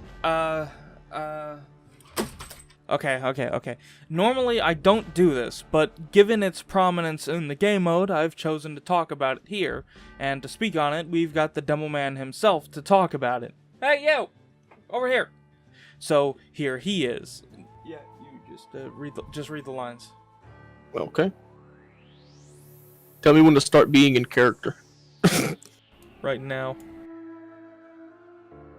Oh, right now? Well, you mean to start doing it right now? Right now. Okay, Okay, I'm looking at it. The Scottish Resistance. That's how do I say that? How do I say that in Scottish? It's like oi laddie or some shit like or something like that. You know? It's like oi. It sounds like a pirate. I think it's more of a pirate voice. The Scottish Resistance. The Scots' choice for killing the robots. I like to use it to set multiple traps. Oh, I can't do this, eh? And paired with the Kritzkrieg's boost, and with proper way of knowledge, I can set the traps in a way where the medics get destroyed before their itty-bitty little robot brains can think of using their Ubers. It's Ubers, right? Yes. Yeah, go. The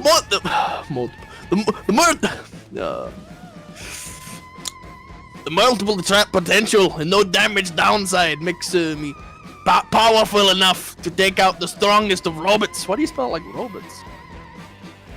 They're slow and meticulous enough, with a predictable pattern that helps negate the downside of slow arm times. Okay, this is not a Scottish accent. This is not what Scottish people sound like.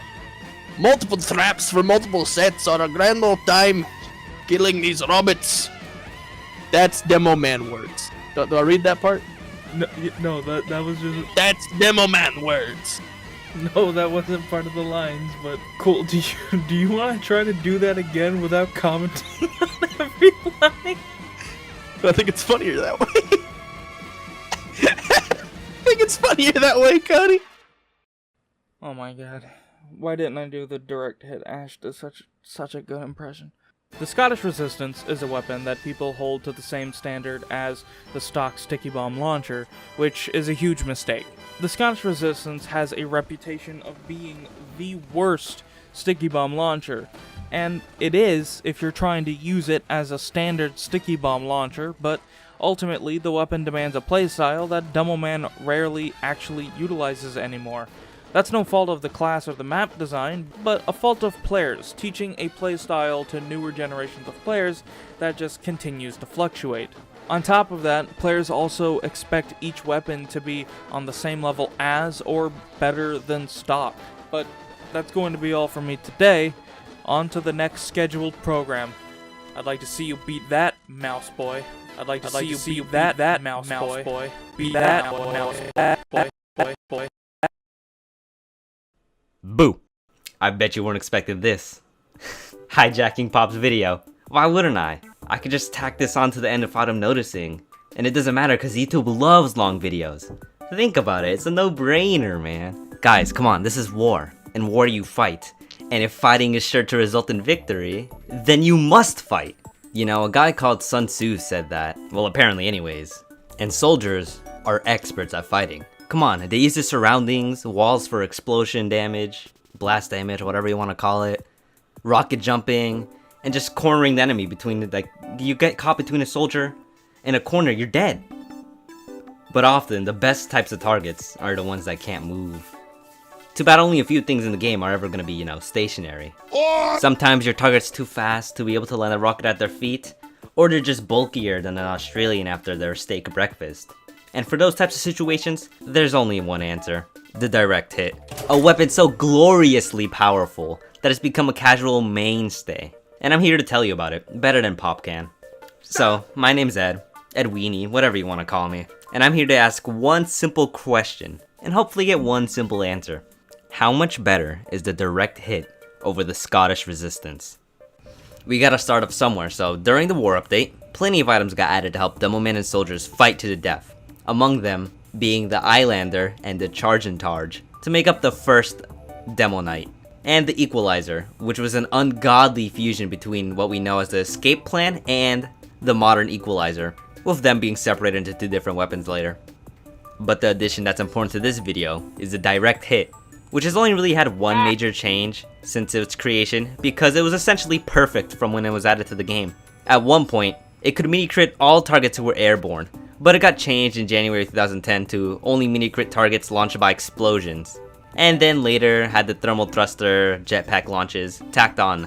There were also some minor changes here and there, like in July 2011, there was an undocumented rewording of the damage attribute going from plus 25% damage done to plus 25% damage bonus, and a small tweak so then enemies that were underwater weren't considered airborne, so they wouldn't get mini-crit by the rocket because they went for a swim.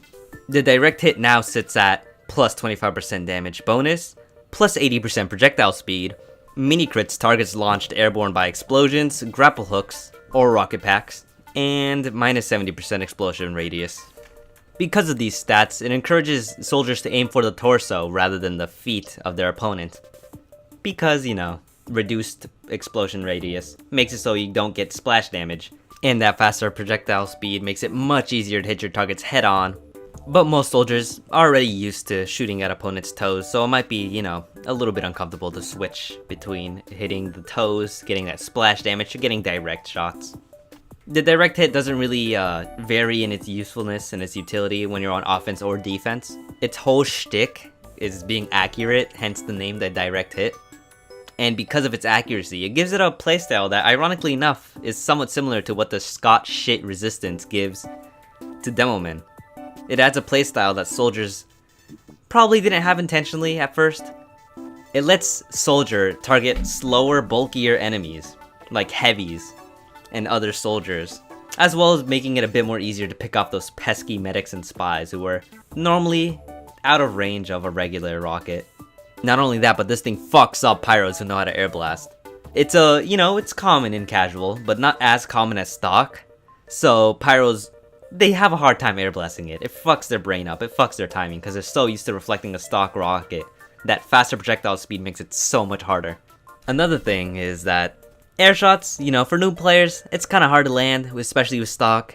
So the benefit of the direct hit is that it can really help train that skill. If you do something, for example, going from the direct hit to the Liberty Launcher and then to stock, you can very, very easily learn how to air shot with that gradual speed reduction. Come on, anybody can do it. A fucking Pop Top, this fucking idiot can do it, then anybody can.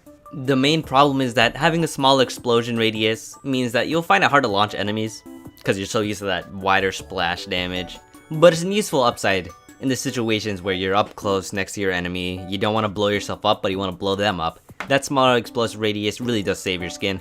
And either way, you don't really need a large explosive radius blast damage. You don't really need that much to be able to launch your opponents.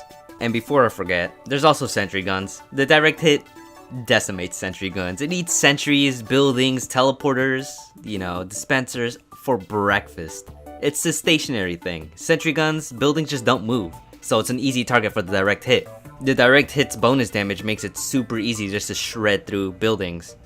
Not only that, but if you pair it with the battalion's backup, you could just become an unstoppable force that destroys all sentry guns, especially that fucking sentry gun on the last point of upward in that stupid fucking sentry spot. Yeah, others too. Unfortunately, this thing is awful when you're fighting scouts. They're fast and can jump around like a kid with ADHD during recess, so it's hard to properly land a direct hit rocket on them with that faster projectile if the scout's just barely within pissing range of you. But once they do get too close, it's extremely satisfying to vaporize the cocky fuckers with one rocket.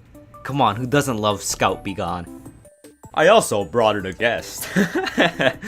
Yeah, I brought a guest, because we always have these segments. I brought the real life soldier TF2 to talk about how the fuck you rocket jump with this thing.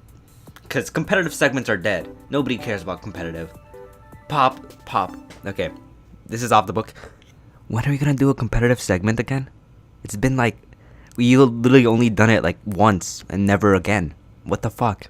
But yeah, here's the real soldier TF2. Alright, let's see. These are the lines here? Alright. The direct hit! This rocket launcher has massive potential on the battlefield as a weapon that allows for many numerous tactics, such as air shots and sentry distraction. If there is one thing the direct hit is terrible at, it is its handicap on the rocket jumpers of the battlefield. When I fought in World War II, this thing frequently left me crippled with little area coverage to account for. Due to the faster rockets, often you will find yourself stranded and have no way of doing the standard jumps they teach you in boot camp without much practice and altering to your formation. Son, do not take for granted the skills you have with your standard issue weapons, or else it might mean your untimely downfall. Thank you, Soldier TF2. I appreciate the help immensely. Yeah, sure, no problem. Yeah, but seriously, everybody who's been helping out on this video will be linked in the description, all of their links. So you should definitely check that out after this video. But anyways, the direct hit isn't a straight upgrade from stock. It might seem like one on paper, and you'd be forgiven for that. But it has its downsides, obviously. Being unable to rocket jump properly when you first start using it because that faster projectile really fucks up your timing is kind of annoying. But it also fucks up Pyro's timing, which is always a win because nobody likes Pyros. You can ruin sentry guns and other buildings with absolute ease, but the pesky scouts often, they get too close and they just two-shot ya. But at the same time, if they get too close, they might find out why the directed is called the greatest melee weapon. So consider the battlefield you're on when you're taking up the mantle of a direct hit soldier, and keep in mind the enemies you'll be facing off against. In war, you're gonna have to think, you're gonna have to use your head if you want to win. Because the winner, the victor, gets to write the history books. And the victor gets the spoils of war. The Babyface's blaster has been in slight turbulence of nerfs and buffs since its inclusion in the Pyromania update as part of the Public Enemy set.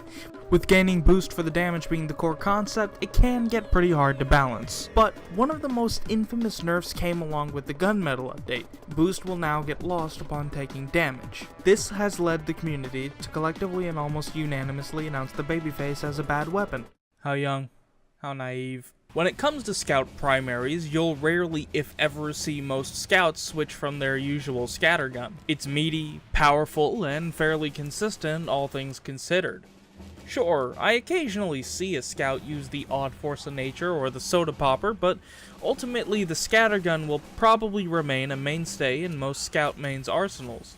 Scout does have the widest range of primaries that provide different tactics in my honest opinion, though. Up close, huge knockback, many jumps, flank, mini crits, garbage, the works. In 2016, I covered a weapon that I felt was unfairly cast aside by the community at large as a traditionally bad weapon. Scout mains have a bad habit in my eyes of sort of ranking every single scout weapon under the same use case scenario as the stock scattergun. Is it good in close range and up close? But not every scattergun shines in that sort of gameplay style or scenario. That weapon is a weapon that came to be synonymous with an update from 2015 that signaled the fall of a titan. A weapon that used to be a pub powerhouse and mainstay. A weapon that made you a speedy menace, and you were known to everybody on the opposing team as an all-encompassing threat who was everywhere and nowhere at the same time. That weapon was the Babyface's blaster. So, my name's Cody, and I'm here to ask an age-old question. I'm here to ask one simple question, and hopefully get one simple answer. How bad could it be?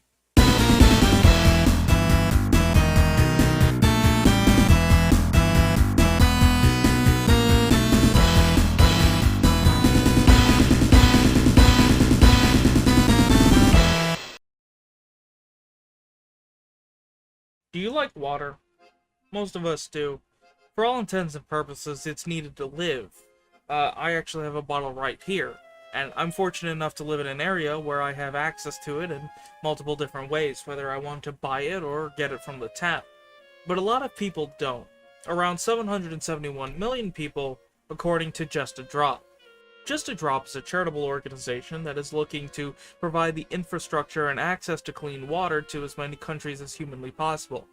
Since being founded in 1998, they've helped over 1.8 million people in 32 different countries. Me and a plethora of other TF2 competitive players and content creators are going to be helping join that fight with Drop of Delight. A Drop of Delight is a TF2 charity fundraiser that's being community-led. They're supporting Just a Drop in their fight for clean water in developing countries with a 12-hour charity stream on September 19, 2021, from 12 p.m. to 12 a.m. Eastern Standard Time. They're giving away 9 unusuals, and it's going to feature TF2 competitive players and content creators in a variety of events. You can also find the links on the website to enter the giveaways. We'll be participating in events ranging from TF2 Saxton Hale mod to Pastime to Dodgeball to MVM, which just so happens to be all of the modes that I'm going to be participating in. So you can find times for all of those and more in the description below, along with a link to the Twitch channel that they'll be streaming from. And if you need proof for their credibility, what about the official Team Fortress 2 blog? That's a start. You can find all of this information and more linked down below on their website, with the times and the Twitch channels and the whatnot. So I hope to see you there on September 19th at noon. Thank you, and on to the rest of the video.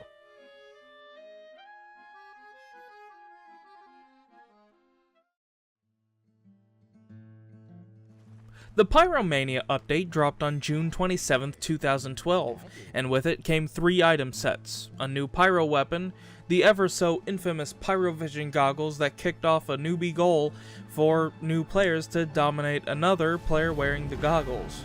It also added Doomsday, which used to be a favorite map of mine until it got delegated to the alternative game mode section and I can't find games for it anymore. Among those sets came the Public Enemy set, which included the Babyface's Blaster, Pretty Boy's Pocket Pistol, the Dillinger's Duffel, and the Fed Fightin' Fedora. The set features a theme of 1930s bank robbers referencing Pretty Boy Floyd, Babyface Nelson, and John Dillinger. The Babyface's Blaster itself resembles a Browning Auto 5, which was used by Bonnie Parker of criminal duo Bonnie and Clyde, while the Pretty Boy's Pocket Pistol is meant to resemble a 1908 vest pocket pistol used for covert killings by many criminals of the time. And all of that information came directly from the TF2 wiki, not my own research. Knowing is half the battle. And there have only been 2 or 3 big changes to the weapon since its addition in 2012. July 5th, 2012, Valve added recoil, reload, draw, and crit forces for the Babyface's Blaster. Buzzwords that don't really mean anything. November 21st, 2013, during the Two Cities update, the Babyface's Blaster was practically reworked, with the speed penalty being changed from -35% to -10%. Boost is now only partially lost on air jumps instead of all jumps. Reduced clip size from 6 to 4. Removed 40% more accurate attribute. And removed the -30% damage penalty attribute. And finally, that leaves us with only the ever-so-infamous Gunmetal update on July 2nd, 2015, which added boost reduction on taking damage, and increased amount of boost lost on air jump. And that's it. That's all the changes the Babyface's Blaster has ever faced, which is weird because it feels like a lot of Scout mains who complain about it would have you believe that it's been spiked into the ground multiple times, but really, it doesn't feel like it's been.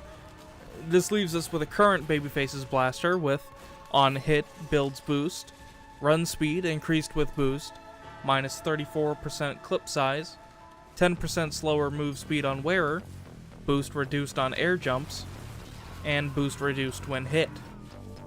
The stats still, more than ever, reflect a more flank playstyle to me, but there could be a pretty big issue with that sentiment, which I even held oh so long ago. The issue lies in the idea and the use of the weapon to execute that idea contradicting each other, but I am getting way too ahead of myself. At full boost, the Scout will be running at the max possible speed of the game and will be unaffected by other speed boosts, such as the Conqueror or the Disciplinary Action. At full boost, this is 173% speed when running forward, 156% when running backwards, 58% when crouched, and 139% when swimming. The boost meter is filled when you've dealt 100 damage with any weapon at your disposal, which for Scout is like chump change, and when being attacked, each damage point taken will reduce the boost meter by 4%, so 25 damage will drain the meter completely, which is not favorable? As Scout, if you're skilled at dodging, you'll definitely deal way more damage than you'll take, but just 25 points could be dealt with one well-placed crossbow bolt, sniper shot, rocket, you name it. While Scout does deal a lot of damage, it's difficult to say that most people will deal more damage than they're taking to keep boost meter full at any given time. Scout does thrive off of a playstyle where he's not seen until it's too late, but then again, I guess every class does. But Scout specifically runs faster than any other class and can much more easily navigate behind an enemy team, only rivaled by an explosive jumper or a spy. Scout's ability to double jump only makes that easier, but the Babyface's blaster punishes the use of a double jump by taking away 75% of your boost, if you dare to press that spacebar a second time. It used to be that the speed would definitely make up for that. Once you got a full boost, you could run circles around anyone you came across and you were a force to be reckoned with.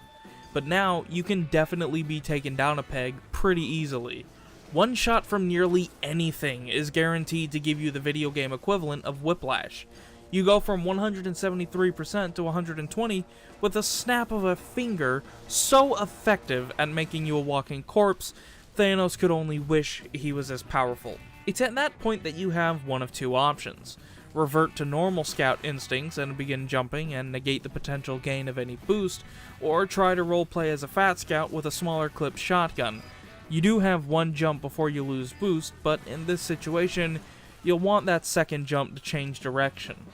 No matter what you choose, at the end of the day, you'll be one of two things: dead or slow, and one is preferable to the other. But it's still frustrating when you go from sonic speeds to snails asleep, if you catch my drift. Thing is, I still stand by the Babyface being in a camp where people write it off too easily, and it does have its uses. But I've changed my thoughts on it being more of a flank scout weapon.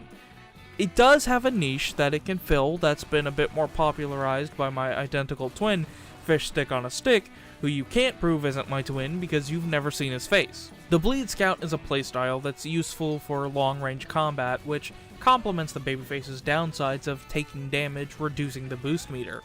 Paired with the Rap Assassin or the Flying Guillotine, or hell, why not both, you'll be a scout that's constantly tossing cleavers and ornaments at your enemies for that sweet, sweet chip damage. Other variations include using the Sandman to slow enemies, into Cleaver, into Blaster, or the Criticola with the Rap Assassin to make for a speedy mini-crit menace. Whatever your preference, these setups can help lift the Babyface's Blaster up to have a more consistent full boost meter, and I can definitely say that it works. I may not have been the best judge in 2016, I was very new to writing and research, my voice was stunted and awkward, and just look at that footage quality, gives me nightmares. I'd like to believe I'm reasonably experienced with the whole weapon analysis at this point. I still make a mistake or two that I don't catch, and I'm prone to getting lazy near the end of video editing. Overall though, my stance on the Babyface, while changed, is still relatively the same.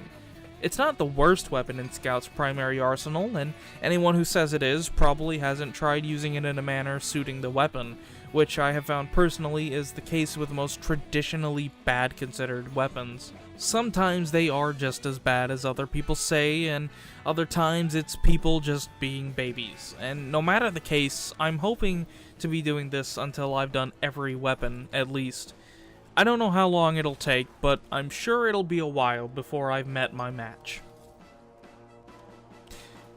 That's not what I felt I played like one or two matches in the official Valve competitive mode, and I wasn't a fan. Because they tried to take some of like the 6v6 format, but not enough of it. The thing that killed it most, I think, would be the long wait times. I think people would be more willing to give it a go if it had better wait times, and it's just a shame it didn't work out. On day one, I didn't think about the long wait times. It was still a fresh update and there was a lot to explore. But after 1 week, I really missed the old system. Meet Your Match to me was Valve trying to answer the call with the rise of Overwatch and esports, but they didn't want to acknowledge the community and instead decided they wanted to reinvent the wheel.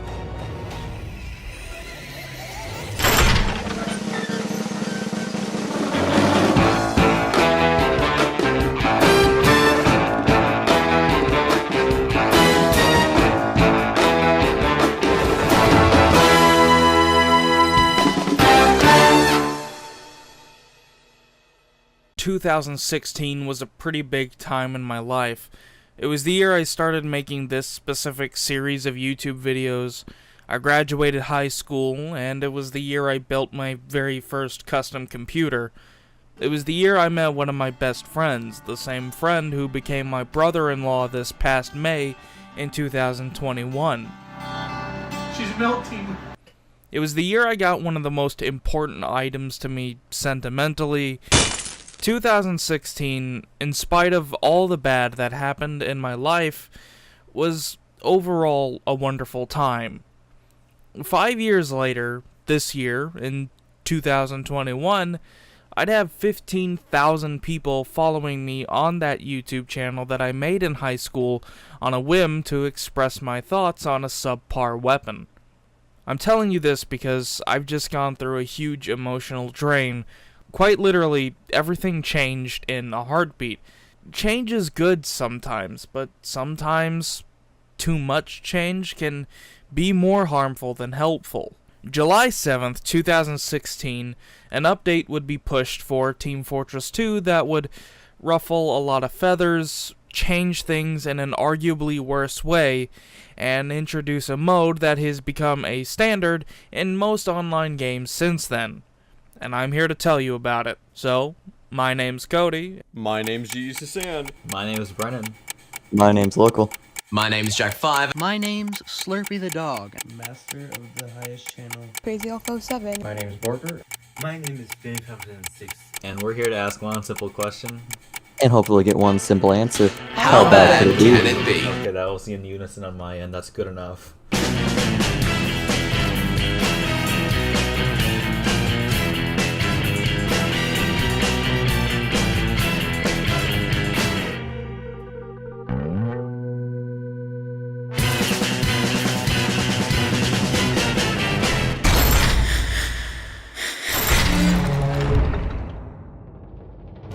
I felt I played like 1 or 2 matches in the official Valve competitive mode, and I wasn't a fan. Because they tried to take some of like the 6v6 format, but not enough of it. The thing that killed it most, I think, would be the long wait times. I think people would be more willing to give it a go if it had better wait times, and it's just a shame it didn't work out. On day 1, I didn't think about the long wait times. It was still a fresh update and there was a lot to explore. But after 1 week, I really missed the old system. I think this kind of somewhat sealed the fate of Team Fortress as kind of one of like the back projects. Meet Your Match. One of the most requested and hyped updates to turn into what is my opinion one of the biggest ball drops to ever grace Team Fortress. Give me back my quick play!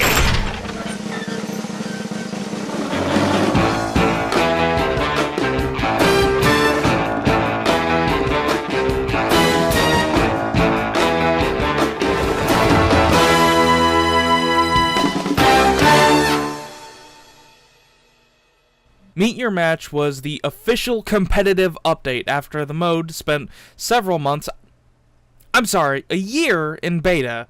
I actually was among the group of people to beta test the competitive mode, not that I remember what the experience was like, or that it was a particularly exclusive honor, because it seems like everybody was. The update also brought back an old staple of multi-day updates when on the second day it was revealed that there would be a war between the Heavy and Pyro. The winner would receive an entire update to themselves with a slew of rebalances and weapons to go along with it. Meet vs. Match would function differently to the War update in that players opted into a team and all points scored would be applied to the total nearing the end of the event, regardless of the class played. That update would go on to be the Jungle Inferno update, which may become a topic of a video later, but for today, let's discuss the matter at hand. It's easy to summarize things like I just did, and I'm willing to bet that you're not watching to hear me act like everything by the end of the event was a-okay. There were a lot of glaring issues facing Meet Your Match, and while some of them could be ironed out and patched, some of them were based on a lot of different factors that simply could not change. The update itself wasn't terrible, it just seemed sort of unneeded and poorly handled when it came to an update that no doubt was seen by Valve as a way to bring Team Fortress 2 into the modern era, when esports was sort of taking off from being something only done by small groups of people at LAN parties to being seen as a legitimate sport with contracts and teams and organizations and leagues. In that time, we've seen people like Ninja take mainstream media by storm, and the Overwatch League... I can't talk about that one anymore. Well, the point that I'm trying to make here is that there are a lot of games with thriving esports scenes, and TF2's leagues have sort of been around since the start of this rise, with people like Seagull starting in TF2 and moving on to other games later because Valve really didn't support community competitive, and it left a sour taste in a lot of people's mouths, especially seeing how much cash, time, and support was dumped into Dota 2 and CSGO's competitive scenes. Consider this, Valve in 2011 and 2012 helped fund the Dota 2 International with a $1 million prize pool donated by them. In 2013 on, CSGO that year at the very least, and Dota 2 every year since, would have tournament prize pools raised by the community through an in-game fundraiser of sorts, or via a battle pass system with Dota 2. Meanwhile, the TF2 community had to raise money themselves just to send 2 teams to Insomnia, and they only raised around $20,000 to do so, which was enough, but a significant portion was donated by community member Salamancer. But if you're interested in hearing more about that, I would recommend watching Ready Up, a competitive Team Fortress 2 documentary made by Scrap.tf and Marketplace.tf founder Gil. It's up on YouTube, it's free to watch, and it's only a little over an hour long. In 2015, at the start of Gunmetal, a small undocumented item was added to the game. The TF2 competitive beta pass was slowly distributed to members of a Steam group who applied, and yours truly actually got a pass from that Steam group. This was to, as the name implies, give access to the beta of the TF2 competitive mode, which was your standard 6v6 fair, but that was pretty much it. There was a Highlander mode planned at some point, but that's as far as it got. The idea of an official ranked matchmaking system from Valve was a wonderful start to something good, or so we thought.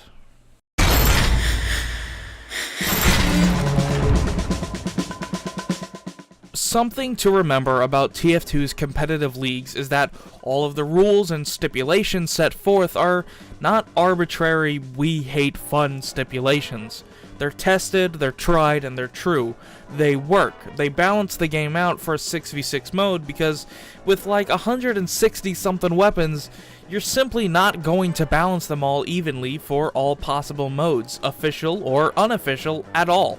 And Valve did try to do that to keep all items competitive legal, which obviously will quickly throw up issues.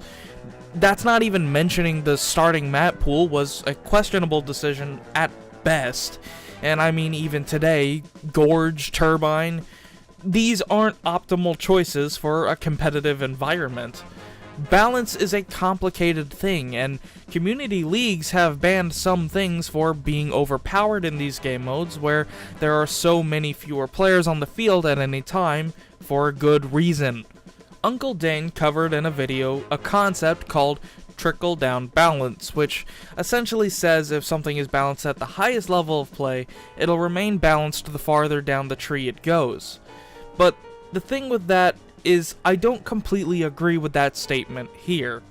Sure, maybe if you stack 24 high-level competitive players and balanced weapons out that way, regular 12v12 matches might become perfectly balanced. Competitive sixes, though, that's a whole separate battlefield. Let's talk about the Sydney Sleeper, for example. A lot of people on that video were quick to point out that it's banned in competitive sixes and that means it's overpowered, which is a really dumb thing to say. In 12v12, it's an average weapon. It allows for easier kills on targets via the rest of your team, thus making it a good support, but in competitive sixes, you have 6 less people already, and any damage vulnerability debuff is going to make a far more disastrous impact than if you have 12 people and lose just 1. You've gone from losing 8.33% of your team to 16.66%. which is a fairly predictable doubling of percentage, it's simple math, but a whole lot more of a loss. That's only one example, but there are a good many, and that's why we implemented a segment to talk about the difference in 6v6 to casual where applicable since Medic Melees in March of this year, 2021. There's a discussion to be had on this front about Highlander 9v9, but given that it's not applicable here, we'll omit it for now. When you take all of that into account, and humor me when I ask the question, who's the fucking wise guy that decided it was easier to try to balance all the weapons rather than just use the global whitelist the community had already tested and had ready for the taking?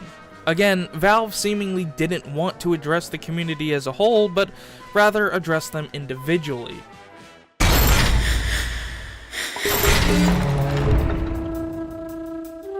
I'm not going to say they invited Banny for input on balance, but what I am saying is they invited arguably the most popular TF2 competitive player who traditionally does not have great balance opinions to seemingly discuss the update with, and he seemed to be pretty happy with the balance changes.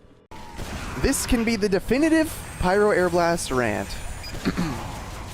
In today's meta, the way that a Pyro plays this game is he air blasts, okay? So basically the degreaser is currently just straight up better than this weapon because sure, this weapon might do more damage, but it switches slower. The actual thing in question is also completely fucked because you can be behind someone and air blast their fucking rockets. It's so forgiving. That's the problem.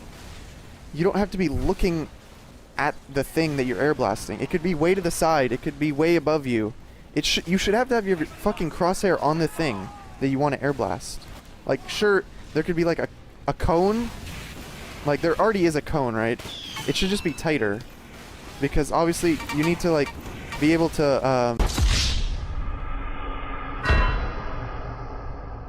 A lot of what I'm about to say is largely speculation because ultimately the only people who know what happened behind those doors is Banny and Valve. But it seemed odd and yet not surprising at all that they invited Banny. Banny himself I can't speak of on a personal basis, but he is well known for hating pretty much anything that he doesn't know how to properly play against because it's not 6v6 and doesn't think it's important, which is a mindset that has become pretty synonymous with the competitive community. The mindset that anything that's not 6v6 is not important and doesn't need to be there, I mean. It's what a lot of people jump to when they think of competitive players, largely because it's just the vibe that Banny gives off of. And to a lot of casual players, this is the one and only competitive player they know of. The guy is practically the face of competitive TF2, for better or worse. He has somewhat of a reputation among some competitive players that I've spoken to, who I won't name, obviously, because I don't want to be a dick about it. Allegedly being guilty of poaching players, which is essentially recruiting them under the nose of a team that they were going to sign with or were in talks with for Froyo Tech, and then smearing reputations if they dared to decline, and even booting his own best friend for a marginally better player. Again, all of this is alleged, but if true, it's sort of telling on the kind of person Banny is. But I've ribbed into him enough, so I guess it's time to give the benefit of the doubt. To give the guy some credit, he doesn't seem like a bad guy per se, but rather someone who takes his position pretty seriously, almost to a fault. He definitely has a competitive spirit and wants to have the best team possible, as you would in his situation, but that can often result in coming off like an asshat, but business is business, and sometimes it can be a dog-eat-dog world. It doesn't seem to come off as mean-spirited, but he definitely stands out from other competitive players, and that's probably what made him the face of that community. Banny isn't really a good choice of a player to have had visit if there really was only going to be one guy, if you ask me. But ultimately, we don't get to choose who gets traction on the internet, do we? I can only speculate that Banny did have some kind of say in the balance changes. Again, he seemed fairly overall happy with some of them, but Pyro didn't get nerfed either, so who's really to say?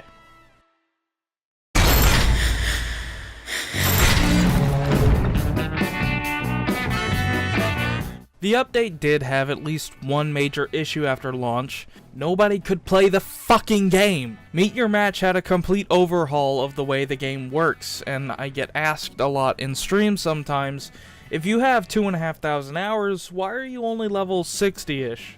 And the answer, kids, is because the game used to not have levels. The game used to work entirely on its own, with no ranks or rewards given for leveling up. I mean, there still aren't rewards, but I digress. I don't remember how long this lasted specifically, but by at least July 22nd of that month, they reported that they were still working on reducing those queue times. Also, by the end of it, Pyro won the war. I'm not mad, you're mad. Hashtag Team Heavy for life. The update wasn't generally well accepted by everyone. At the beginning of day one, there were more strict implementations on matchmaking, which really hit some people pretty badly. It was quickly changed, but for those few hours, if you wanted to play just High Tower or just 2 Fort, you might have spent all day waiting just to have gotten into the other map or mode that you were required to have selected.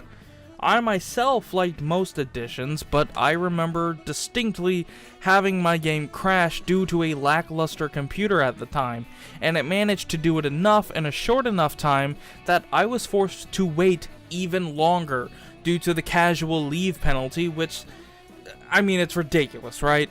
Implementing a casual leaving penalty? It's casual! Maybe I just wanted to play a few rounds, but the game went on too long. There's a lot of reasons someone might leave early, and I have even found Steam forum threads as recent as 2018 with people still saying casual penalties were an okay thing and that they should be re-implemented. Putting all of that aside, I've brought in a few of my past guests and friends to give their thoughts on the update, whether it be first-hand experience or afterthoughts as a player who wasn't there. Whatever the case, I will let them explain themselves. What I think about Meet Your Match? To be honest, Meet Your Match was my first big update that I realized would happen. I was super hyped about it and tried to get as much information as possible. On day 1 I didn't think about the long wait times, it was still a fresh update and there was a lot to explore. But after 1 week I really missed the old system. Back then you had to select 2 game modes and couldn't select a specific map for it. It never really took me hours to get into a match, but I felt like the casual part of TF2 was gone. No map selection after a match, wait times before the round and just no hour-long experience on a map anymore. I played a lot of community servers at the time, but ultimately I returned back to casual because of the easy access. Long story short, the beginning felt very strange and it felt super rushed, but all the improvements like map selection, map voting, and navigating while waiting made it a lot better. Meet Your Match. One of the most requested and hyped updates to turn into what is my opinion one of the biggest ball drops to ever grace Team Fortress. I mean really, who made this update? It gave us a level system that no one cares about and really doesn't even mean anything. It took away quick play, one of my favorite ways to find a match in any game I've really ever played. And also, it gave us a competitive matchmaking system that basically doesn't even work. They basically just cobbled together a server browser and gave it a matchmaking system. It's like, alright, here you go, here's your competitive matchmaking, and then just quit. God damn it, Valve! Give me back my quick play! Google, show me this guy's balls. Okay, how the fuck do I start this though? One take. The Meet Your Match update was around the time I actually started playing TF2 again. I first started playing in 2014. I just played it for a little bit and then I stopped.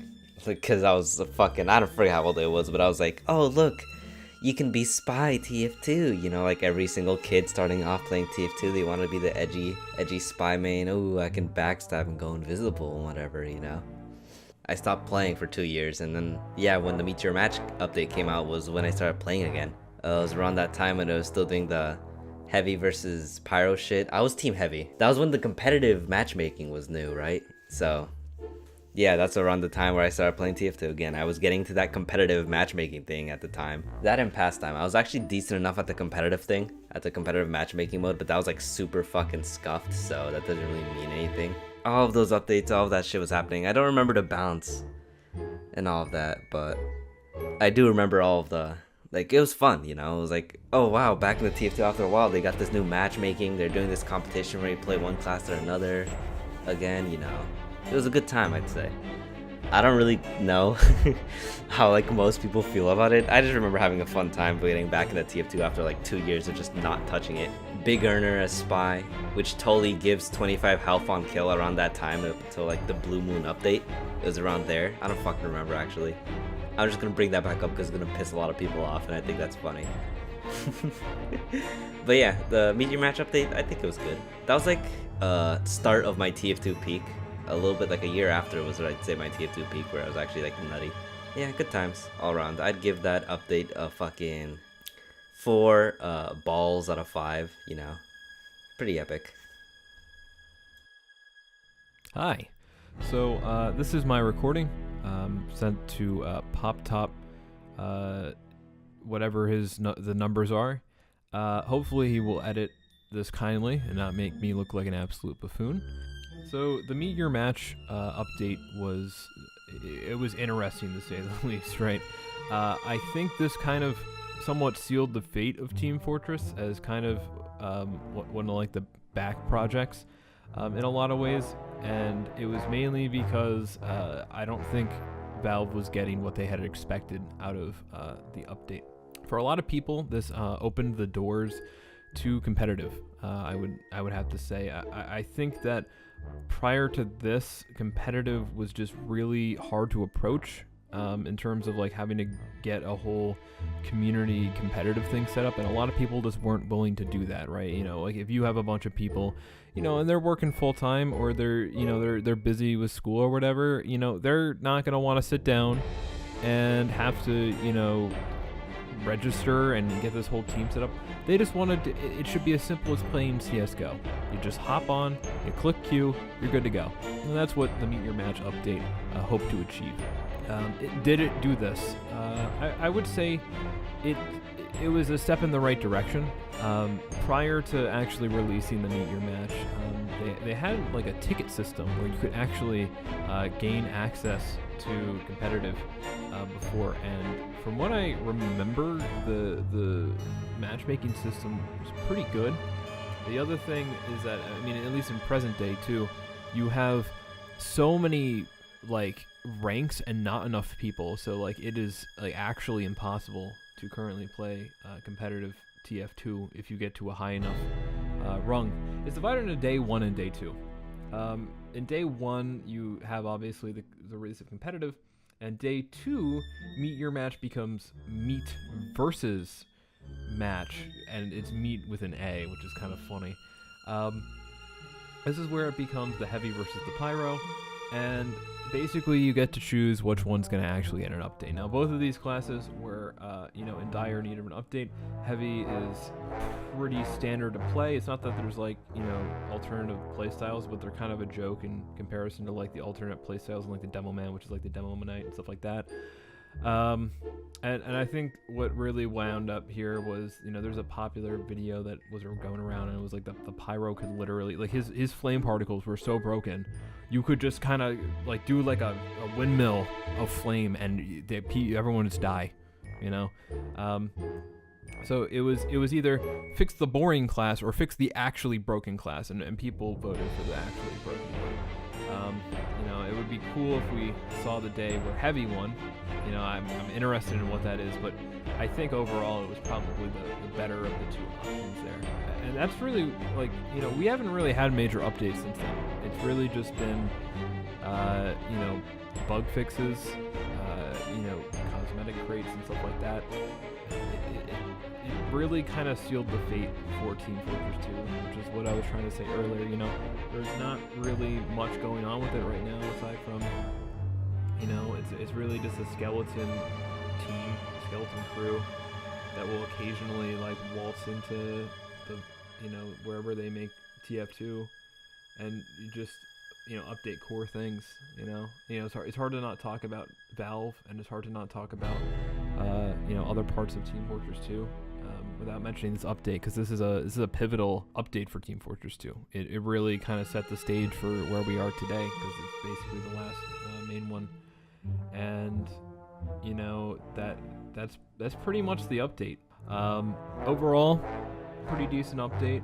I wish they continued updating the game, but you can't get everything in life, I guess. All right, that's been a wrap. You owe me. I want a Robo sandwich. You can give me that as payment. Send it to my PO box. I'll put that. I'll send you that. Don't worry. And yeah. All right. See you guys later. Bye bye.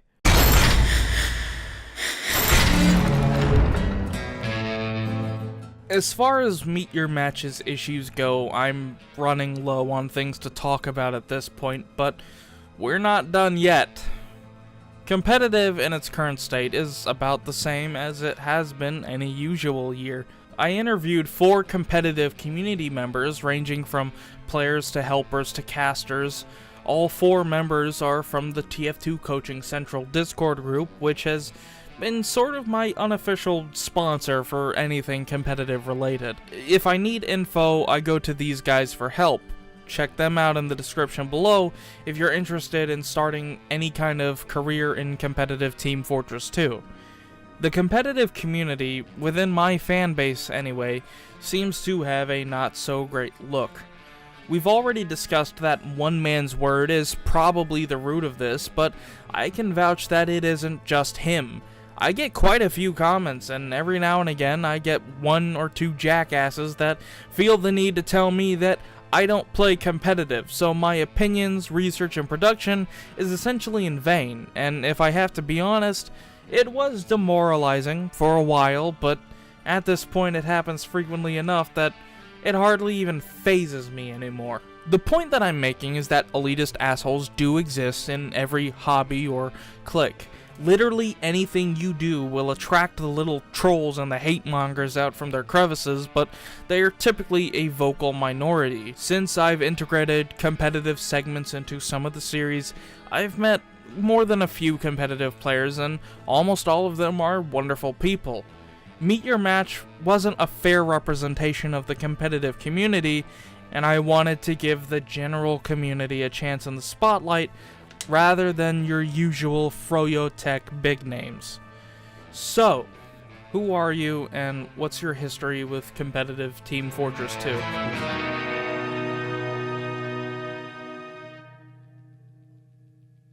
Did you know it's been 28 minutes and 5 seconds?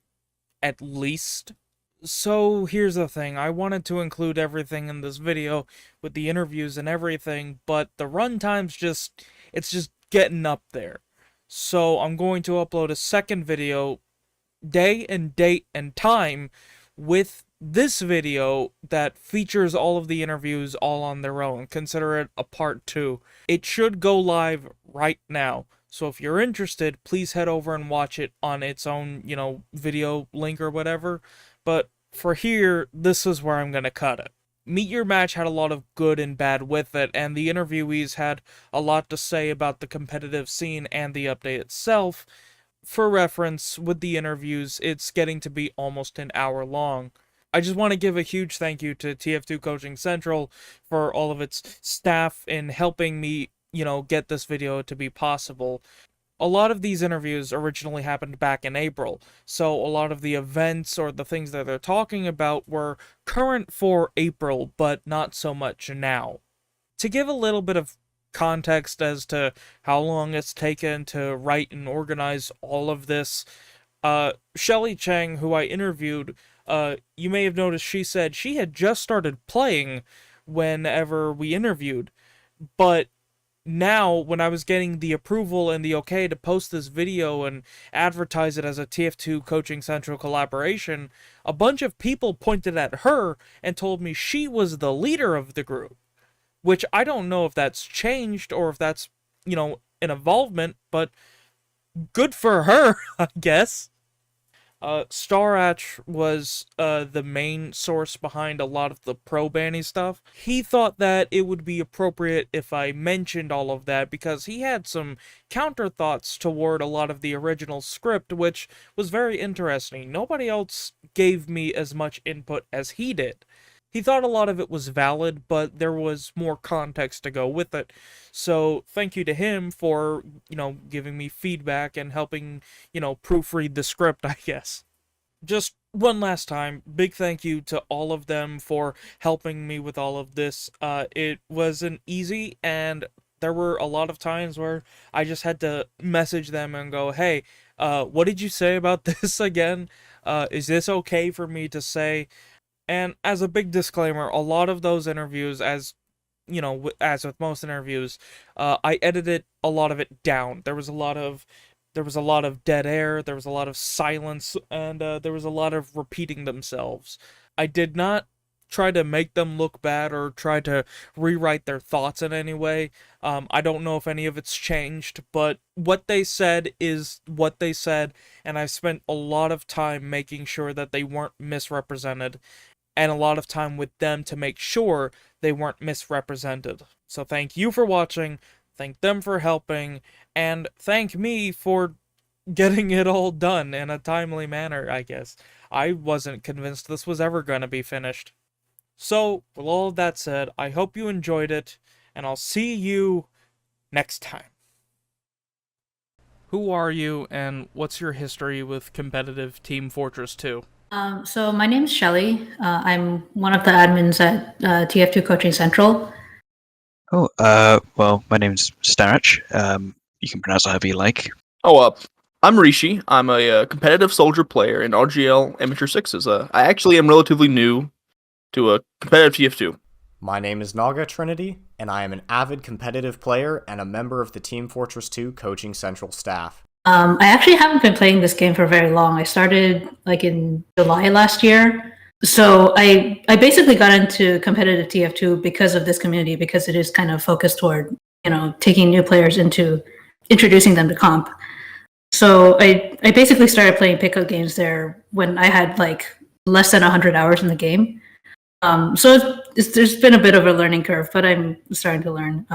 I started playing TF2 because I had a terrible laptop. This is probably quite a common origin story for people, but I started playing in about 2011, and then I think I ran into someone to an MVM server and said, hey, let's play competitive, and I've been considering it for a while. Started doing some competitive MVM on UGC, I think, so we missed the ETF2L start date, and couldn't find a medic for my team, so I said, I'll play medic, and been a medic main ever since. I don't know how many seasons I've played, but I've played a couple of dozen seasons. RGL, I played Sixes, Highlander, Night Comp, Ready Steady Pan, Prolander. I played all the seasons of Prolander when they were happening. Russian Highlander, which was an interesting season. So I've been, up to kind of mid Div 2 level, but I played a bit of everything and have been for the last 8 years, I think. Oh God. I participated in the RGL 6's Newcomer Cup between seasons 3 and 4. Being guided by an experienced mentor through the Cup was a fantastic introduction to the format and the league. And that kind of experience is what I try to replicate for all our new players in the server. I joined the competitive scene for TF2 by starting with RGL's Newcomers Cup 2 years ago. I played for a Sixes team, working my way up the ranks alongside them before being recruited by the owner of Exertus Esports, an esports team that encompasses several different games, including Team Fortress 2. Since then, I have been absolutely loving my time in competitive TF2 and would very much like to see it expand to more players. What is your main class in Team Fortress 2, and does that change based on the environment, whether it be casual or competitive or community servers? Medic.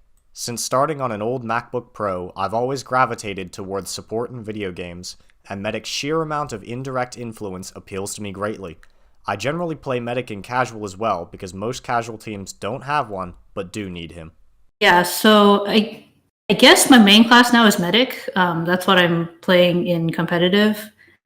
In casual, I'm a little bit more flexible. I like to mess around with the other classes a lot. I actually started out as an engineer main, but NG's not really used that much in Sixes, so I ended up on Medic.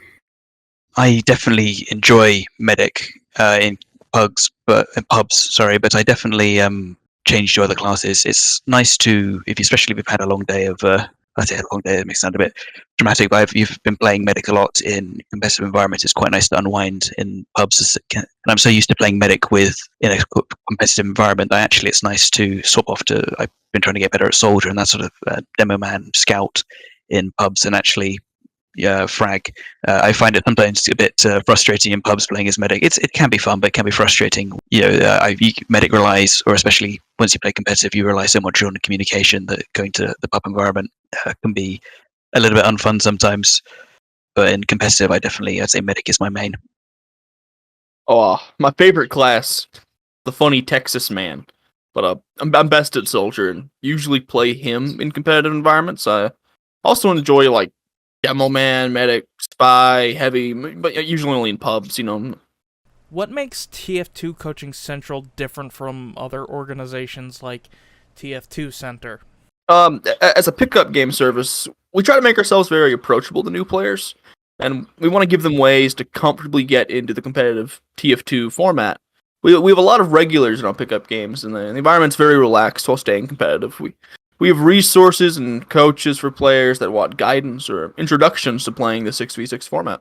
I think the main difference is the absolute core value of the server is, and the reason it was founded was to coach people and to provide an environment where people could learn the game without pressure. Well, I remember back when I started competitive, and it was scary. And there's so many, you don't know what you're doing, you don't know how to play the game, you're trying to work it out. I was the captain of my first ever. I founded a team and got a bunch of other people who had no idea what they're doing on it. But everything from even just the stuff there isn't guides for. So how to set up a scrim with someone. There's some unsaid etiquette that goes with that. You pick one map, they pick the other map. How to register a team on UGC or ETF2L or any organization. How to put out a player registration post to sort of advertise yourself on different platforms. These are all established, and because so much of the TF2 community has been playing for sometimes up to a decade in competitive, you're very vast majority of the players already know what they're doing, and so there's a lot of stuff. There'll be endless guides about how to play Scout, but there won't be many guides on how to set up, how to do the very basic stuff everyone else takes for granted. We choose our coaches quite carefully, and that we try to make sure everyone is very friendly to beginners, and the pugs especially are extremely friendly to beginners. And we make sure they're very as non-toxic as you can make them, and anyone who is, you can message anyone, and we've got coaches who specialize in MVM. We've got coaches who specialize in. We've got some people who just do trading, stuff like that. But all the coaches are so accessible and are active on the Discord, and people can ask. Or we get questions like, we were teaching someone who didn't know how, if you change class in the spawn, you didn't suicide. Whenever they try to change class, they do it outside and they just die and they sit in the respawn queue. We're teaching everyone from that sort of level to people who have 4,000 hours and just want to start getting competitive, but are scared almost of the process of going into it. TF2 Coaching Central was made to bridge the gap between casual and competitive play, and to ease the transition when moving to a competitive format. TF2 Center is largely a pickup game focused organization, with no focus on classes or individual learning. We offer regular classes, demo reviews, and have a diverse coaching staff experienced with all classes in all formats. I guess we focus on being newbie friendly. There are a lot of people here who just started playing the game like I was when I first found the community. So, we have a lot of emphasis on like no toxicity and trying to be helpful and friendly all the time. And the people are great about that. It's kind of why I stayed and got so involved with them, because it is such a great community of great people. I actually don't have personal experience with stuff like TF2 Center because I still don't have enough hours to play TF2 Center, but I've heard a lot of stories about how like it can be kind of toxic, and that might kind of drive people away, so yeah, so that's why I like this community. Yeah, you have to have 500 hours to play it. Almost there. Do you focus on 6v6 or Highlander, or do you try to do both? Well, we actually didn't start out as a competitive teaching server. We started out as just a general helping people with tier 2, pubs. I keep saying that. Just helping people with tier 2 in general. Playing in pub servers, and obviously that we had a competitive section to that. So we mainly focused 6v6, the biggest TF2 competitive format by a fair way. So we focused quite a lot on that, and I'd say the server has leaned a little bit more towards helping people into competitive. We also do Highlander, and actually half an hour ago we were doing night comp pugs, which is where it's all demo nights and a medic. And we've run 6v6 tournaments, we've run Highlander tournaments, Prolander 7v7. We did do a couple of pugs with that. We review demos. We've got people who've played those seasons before who can review demos or answer questions on them. I would say the main focus now of the server, though, is competitive, and most of competitive is 6v6. So most of it, I'd say, is now 6v6 focused. But we definitely still have. We still answer questions and run classes and run demos on other areas of TF2, including just generic pug gameplay. I used to focus primarily on 6v6, as for Medic, that's where most of the action is.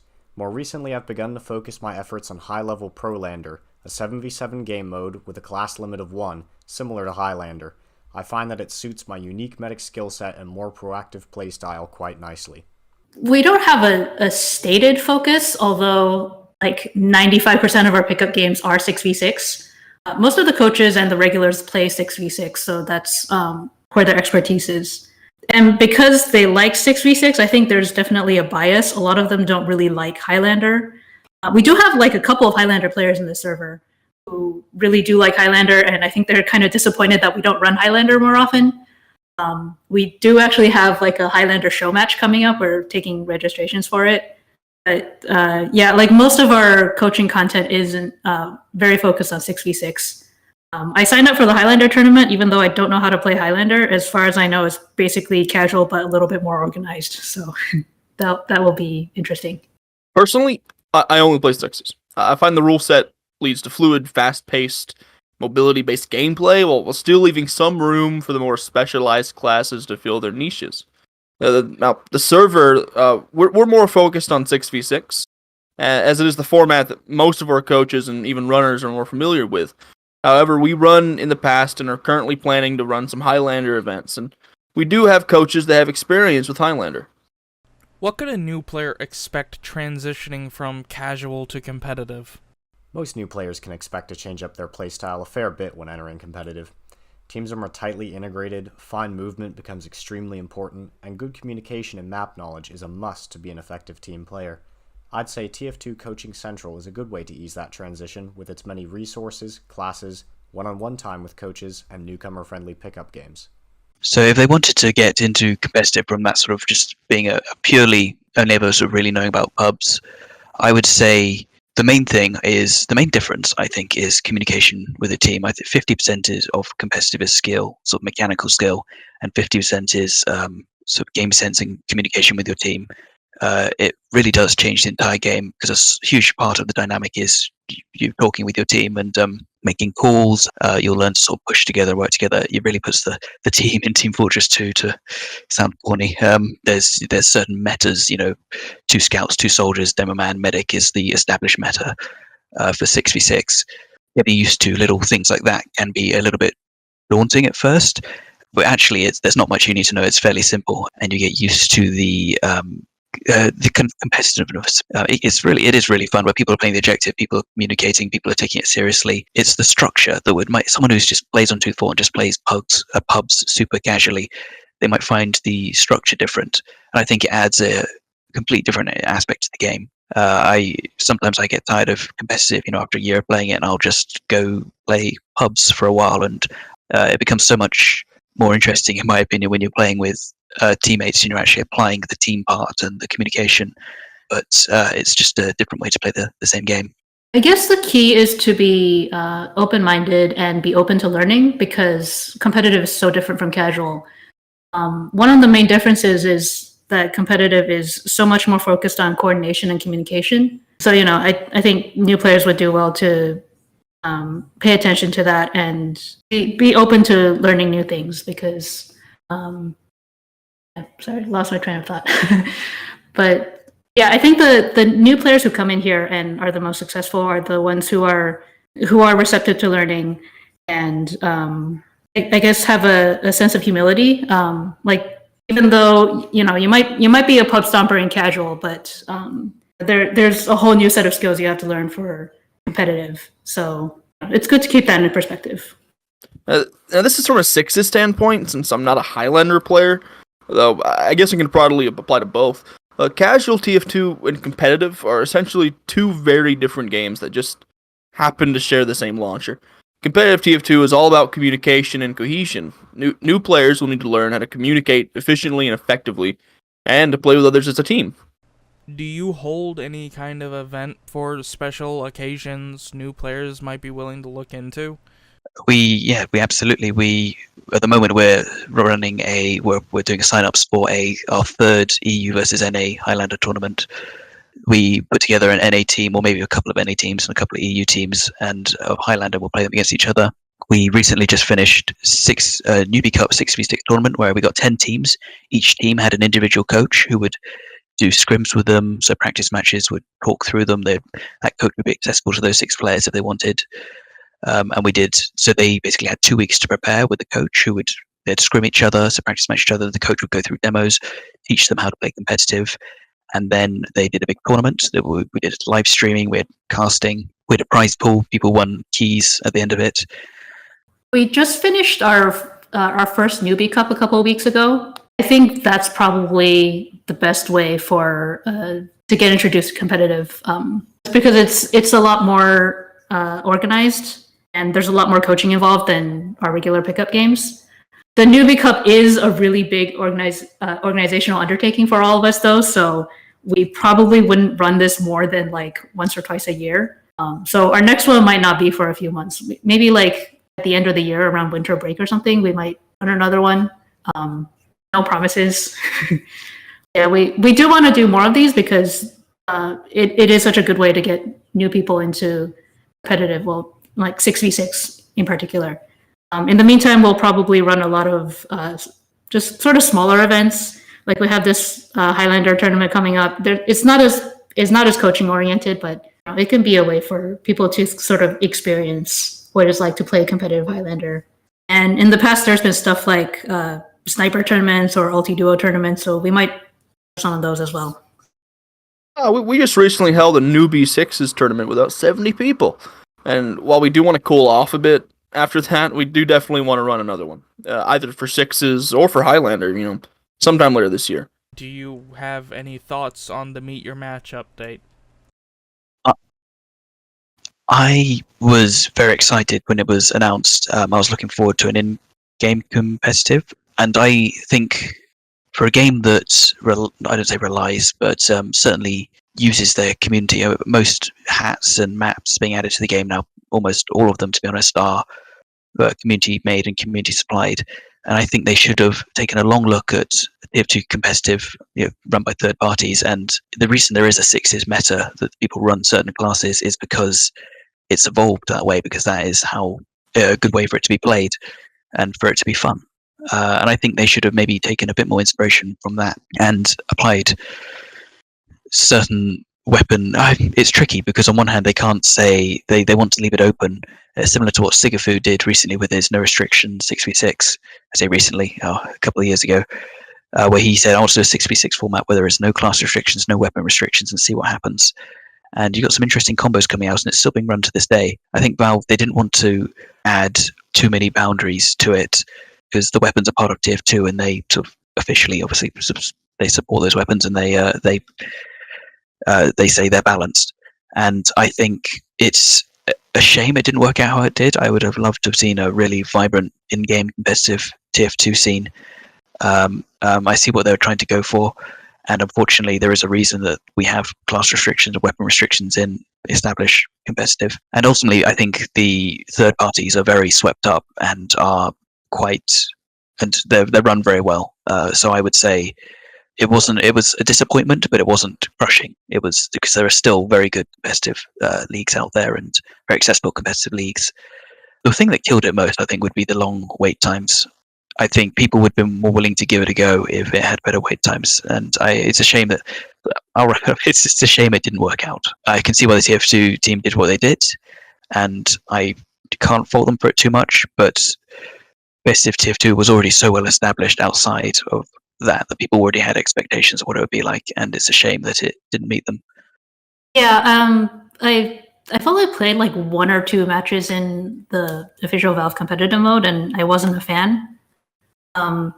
Because they tried to take some of like the 6v6 format, but not enough of it. It was just like I don't think there's like class restrictions or weapon restrictions, and if you just queue up by yourself, there's not necessarily gonna have a team with much coordination. Like the few times I have played are with some people from the server, so at least I had like those people to sort of coordinate with, and we did okay. Like I can't imagine that's true all the time. It's sort of they're like trying to bridge the gap between like the community competitive mode and casual, and it's not quite there, and it's kind of worst of both worlds maybe. I don't know. I've played a couple of matches of Face It, and I feel like I know that it looks a lot more like casual than or competitive, but you know, if you want something with competitive ranking and is still easy for people to get into if they only know casual, like I think Face It seems to work better for that. But that's just based on my very limited opinion on both.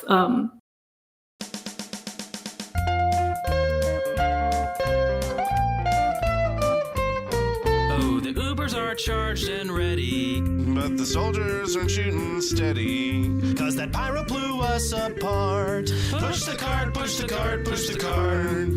We don't show signs of going, and the sentries ensure we're slowing. The spy got shot through the heart. Push the cart, push the cart, push the cart. When we finally leave the spawn, how I hate all the heavies I see. They always seem to have many more medics than me. The team is busy conversing while the card is still reversing and heading back to the start. Push the cart, push the cart, push the cart.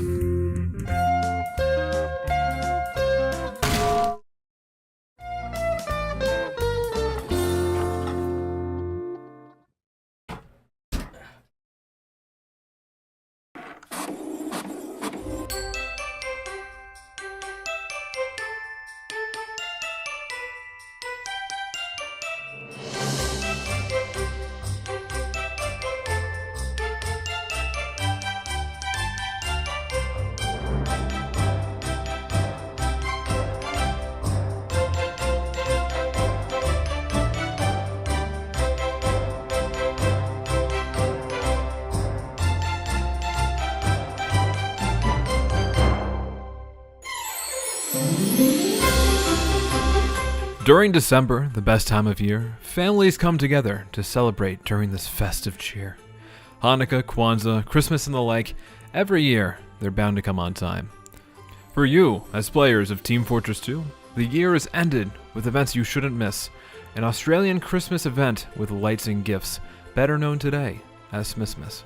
The events are filled with hats, skins, and festive guns with lights, but usually not maps. They weren't expected, they weren't right. Holiday maps were reserved for Scream Fortress 2 months prior, but this time of year is spent mostly by the fire.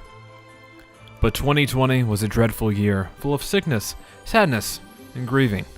And that meant Valve had to do what they could to top it off with a festive Smith season. The usual hats and skins, more than any one man could likely catch, and for the first time ever, maps were added in the patch. However, this isn't the job for this narrator alone, so let's focus on this guy, at best, an amateur pro. A YouTuber with hope and a catalog of videos talking about the topic at hand, so perhaps he's up to the task of talking about one specific map. So let's have him ask the same question he could almost every single week. I've been your narrator, and this is... How bad could it be?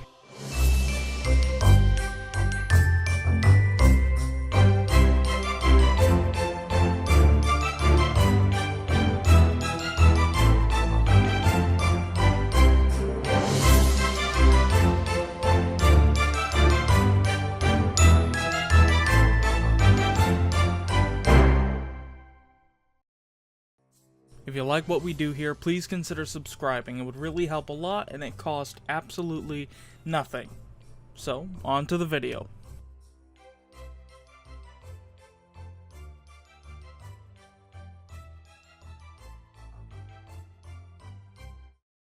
On December 3rd, 2020, down in Bellevue, they say, somehow, someway, Valve's wallet grew 3 sizes that day.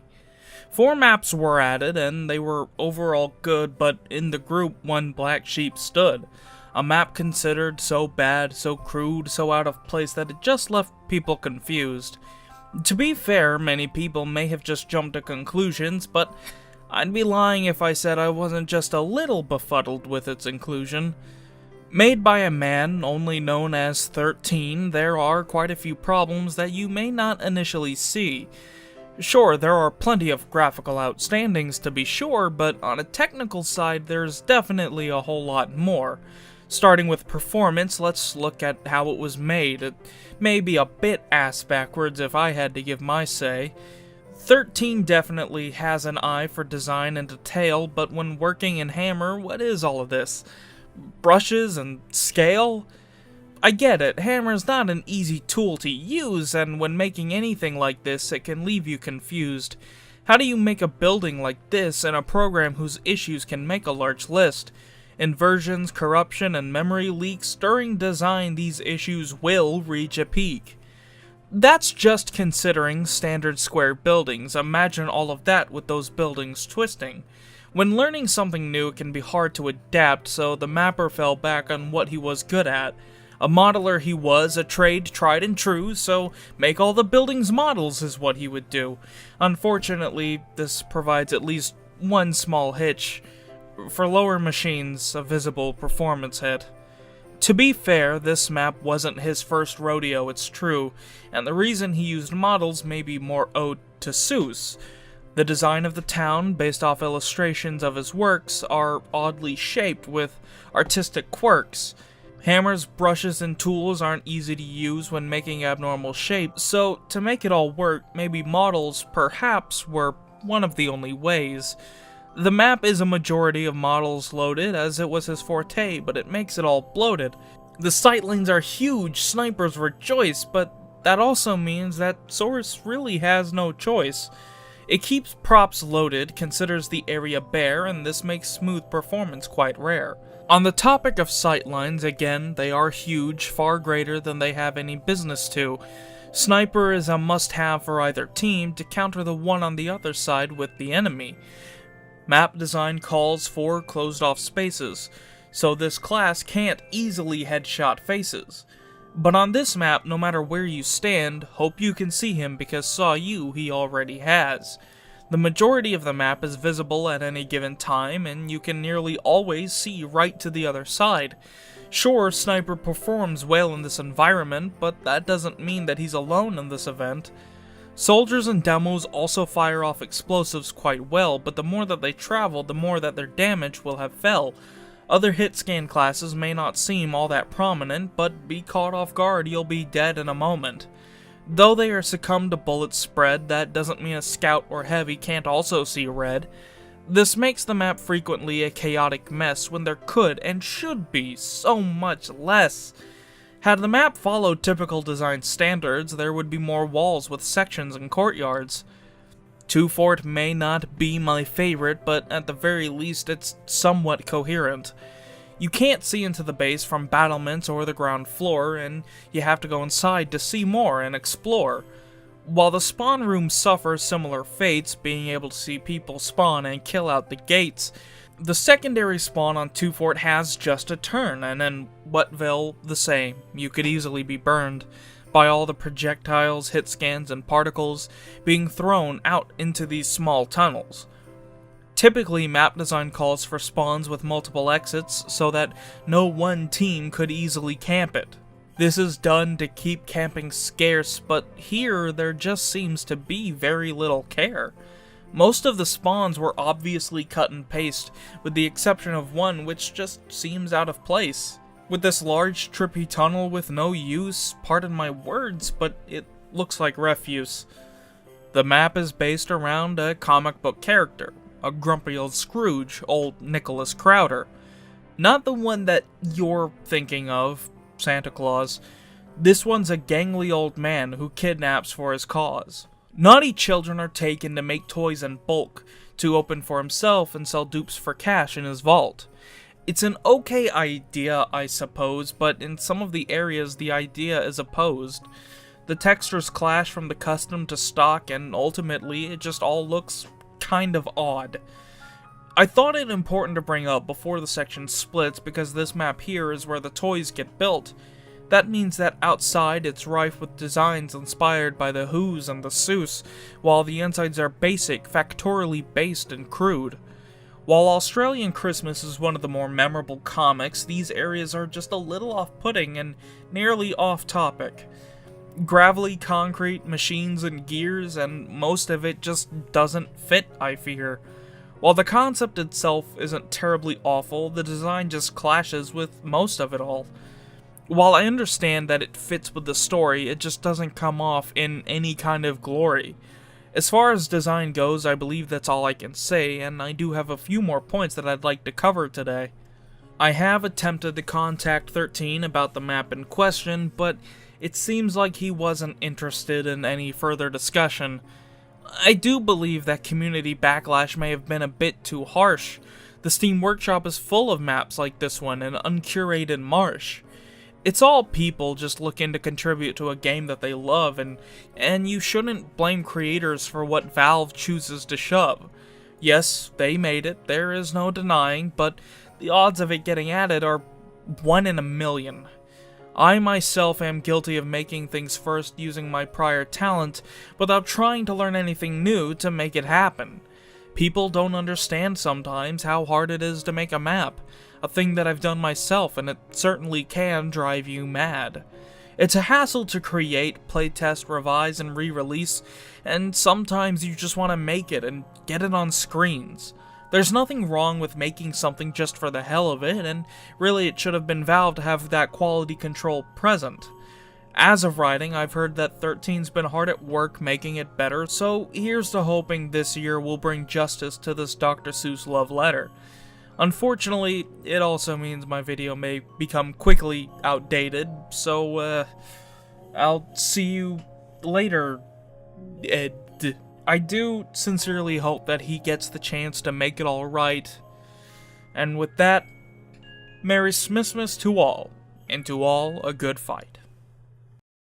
With the arrival of Smithmas, I let out a video briefly discussing a wish list and a quick review of what each of the weapons that were on the wish list do. There were like 16 weapons on that list, and of these weapons, I discussed a few weapons I've covered before on the show, the Babyface's blaster being the main one I can remember. But I also discussed a weapon that I do not use nearly enough, a medic medigun that I owned but didn't really use enough to warrant saying I owned, the Kritzkrieg. This is a weapon added on April 29th, 2008 in the Gold Rush update, and it became popular almost immediately. It has great potential in its usability in both regular play, competitive, and MVM. Even though I'll be covering mainly only casual play and MVM, casual coverage can carry over to competitive. Without further ado, my name is Cody, and I'm here to ask a question that I've had on my mind for quite some time. How bad could it be? The Kritzkrieg is a medigun that provides 100% crit chance to the Uber target and has a 25% plus charge rate. Although the Uber does grant critical hits at a 100% rate, it does not also provide invincibility, obviously. So the Kritzkrieg's Ubers, in a sense, are harder to place, given that if your heal target does not have any idea what they're doing, they'll likely fail you and your team by wasting all of your Uber charge on trying to kill, let's say, a single spy, leaving the heat of the battle to try and get that pesky spy. Friggin' idiot. I mean, I guess if you're in a hurry, that's pretty much the quick rundown covering what you'll mainly be using this weapon for, but if you want to spend a little more time with me, I've got a little bit more to say. The main thing you'll usually see the Kritzkrieg used for is to Uber a Soldier, Heavy, or Devilman, as these are by all means power classes that deal a shit ton of damage out, especially the Heavy and Soldier. Now, the Kritzkrieg at its core is a damage output weapon to be used for, well, outputting damage. This is especially useful in a setting where a particularly stubborn team is holding a point rather intensely, and you need to mow them down more than you do need to be protected from them. First, we'll be covering the Heavy. The Heavy has always been the medic's best friend in terms of survivability. So much so, Valve gave him the sandwich to make him a little more independent from his medic friend. The The Heavy does have a lot of health, but at the end of the day, he is a huge target, being fat. The medic makes his survivability a little more reasonable by giving him an overheal and a streamline of health. Let's face the facts here, killing a Heavy being healed by a medic, it can get pretty hard. Killing a Heavy with a medic that's healing him and the medic's giving him a stream of crits, that's even harder. I mean, you can't really get all that close to him to deal a whole lot of damage to him, because he'll shred holes in you. This is especially useful in MVM to mow down the hordes of the scout bots or the bigger robot giants. You know, because Heavy deals a lot of damage at his base, but with crits, that's a whole nother story. Second on our list is Soldier. Soldier, as we all know, is just an all-around good class. There's generally no situation that a soldier can't be used in, especially when clearing points off with his barrage of rocket launchers. But I wonder what could possibly make these rocket launchers deal even more damage. Of course, the answer is the Kritzkrieg, you know, the thing we've been talking about the whole time. Soldier is so good that he is a constant meta in 6s for his sheer mobility and high damage output and easy disposal of things like scouts, and of course, you, the medic. But here we're talking about the possibility of you helping this natural enemy of yours to kill other medics and possibly heavier classes, like the Heavy? I mean, like Heavy, just using the Kritzkrieg on the Soldier makes him that much more deadly, given that he doesn't rocket jump away and knows what he's doing. Again, not going into too much detail here, as the Demo Man is basically in the same regard as the Soldier in nearly all areas.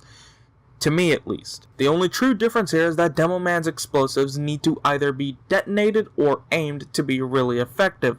But it can be, given that lots of people are grouped up. That's about all I have to say about the Demo Man, although I do feel the need to add that the Kritzkrieg is very well combined with the Demo Man in MVM, to place crit stickies for the mass hordes of medics, or that one specific giant robot that might be giving you or your team some trouble. To recap everything I just said about the power classes, basically the Kritzkrieg is just amazing to use with heavier power classes that are harder to kill due to their damage output and overall decent health. Not to mention that you're healing them, so yeah, multiplying that already amazing damage output by 3 times is pretty deadly, and it's also good to mention that these classes are just ideal healing targets in general, due to the damage output that they have at their base. So I've never really covered this before, but I feel like there are a few weapons whose taunts are noteworthy, the Kritzkrieg being one of them. When you use this weapon's basic taunt, the medic takes the Kritzkrieg and takes a huge whiff of the Kritzkrieg's healing beam. This heals him for 11 health. It's not much, but it can give you a bit of survivability in the case that you're burning to death from a pyro's flames, or just need a quick health boost and some downtime between healing those sweet, sweet power classes. Seriously, can I drive into your head more that power classes are a good idea to heal? I thought this was noteworthy about the Kritzkrieg, that it is the only weapon in the entire game that I can find that counts kill assists. I found this out recently when I bought one as a sort of Christmas present to myself, a long-standing tradition to buy some weapon or item that's kind of more expensive than it should be. It's Christmas after all, I gotta spoil myself. There's not a lot I can say about this, as it is pretty self-explanatory, I think. It counts kill assists, not even assists while ubered or crits, just overall assists. At the end of the day, the Kritzkrieg is not that bad, which is probably why you'll see it fairly often, and it's pretty good in just most situations, but more so in offensive situations than a defensive. Overall, it's pretty handy to keep around for either MVM or just overall casual matches. Just keep this info I've given you in mind when you decide to use this top-shelf veteran of a medigun.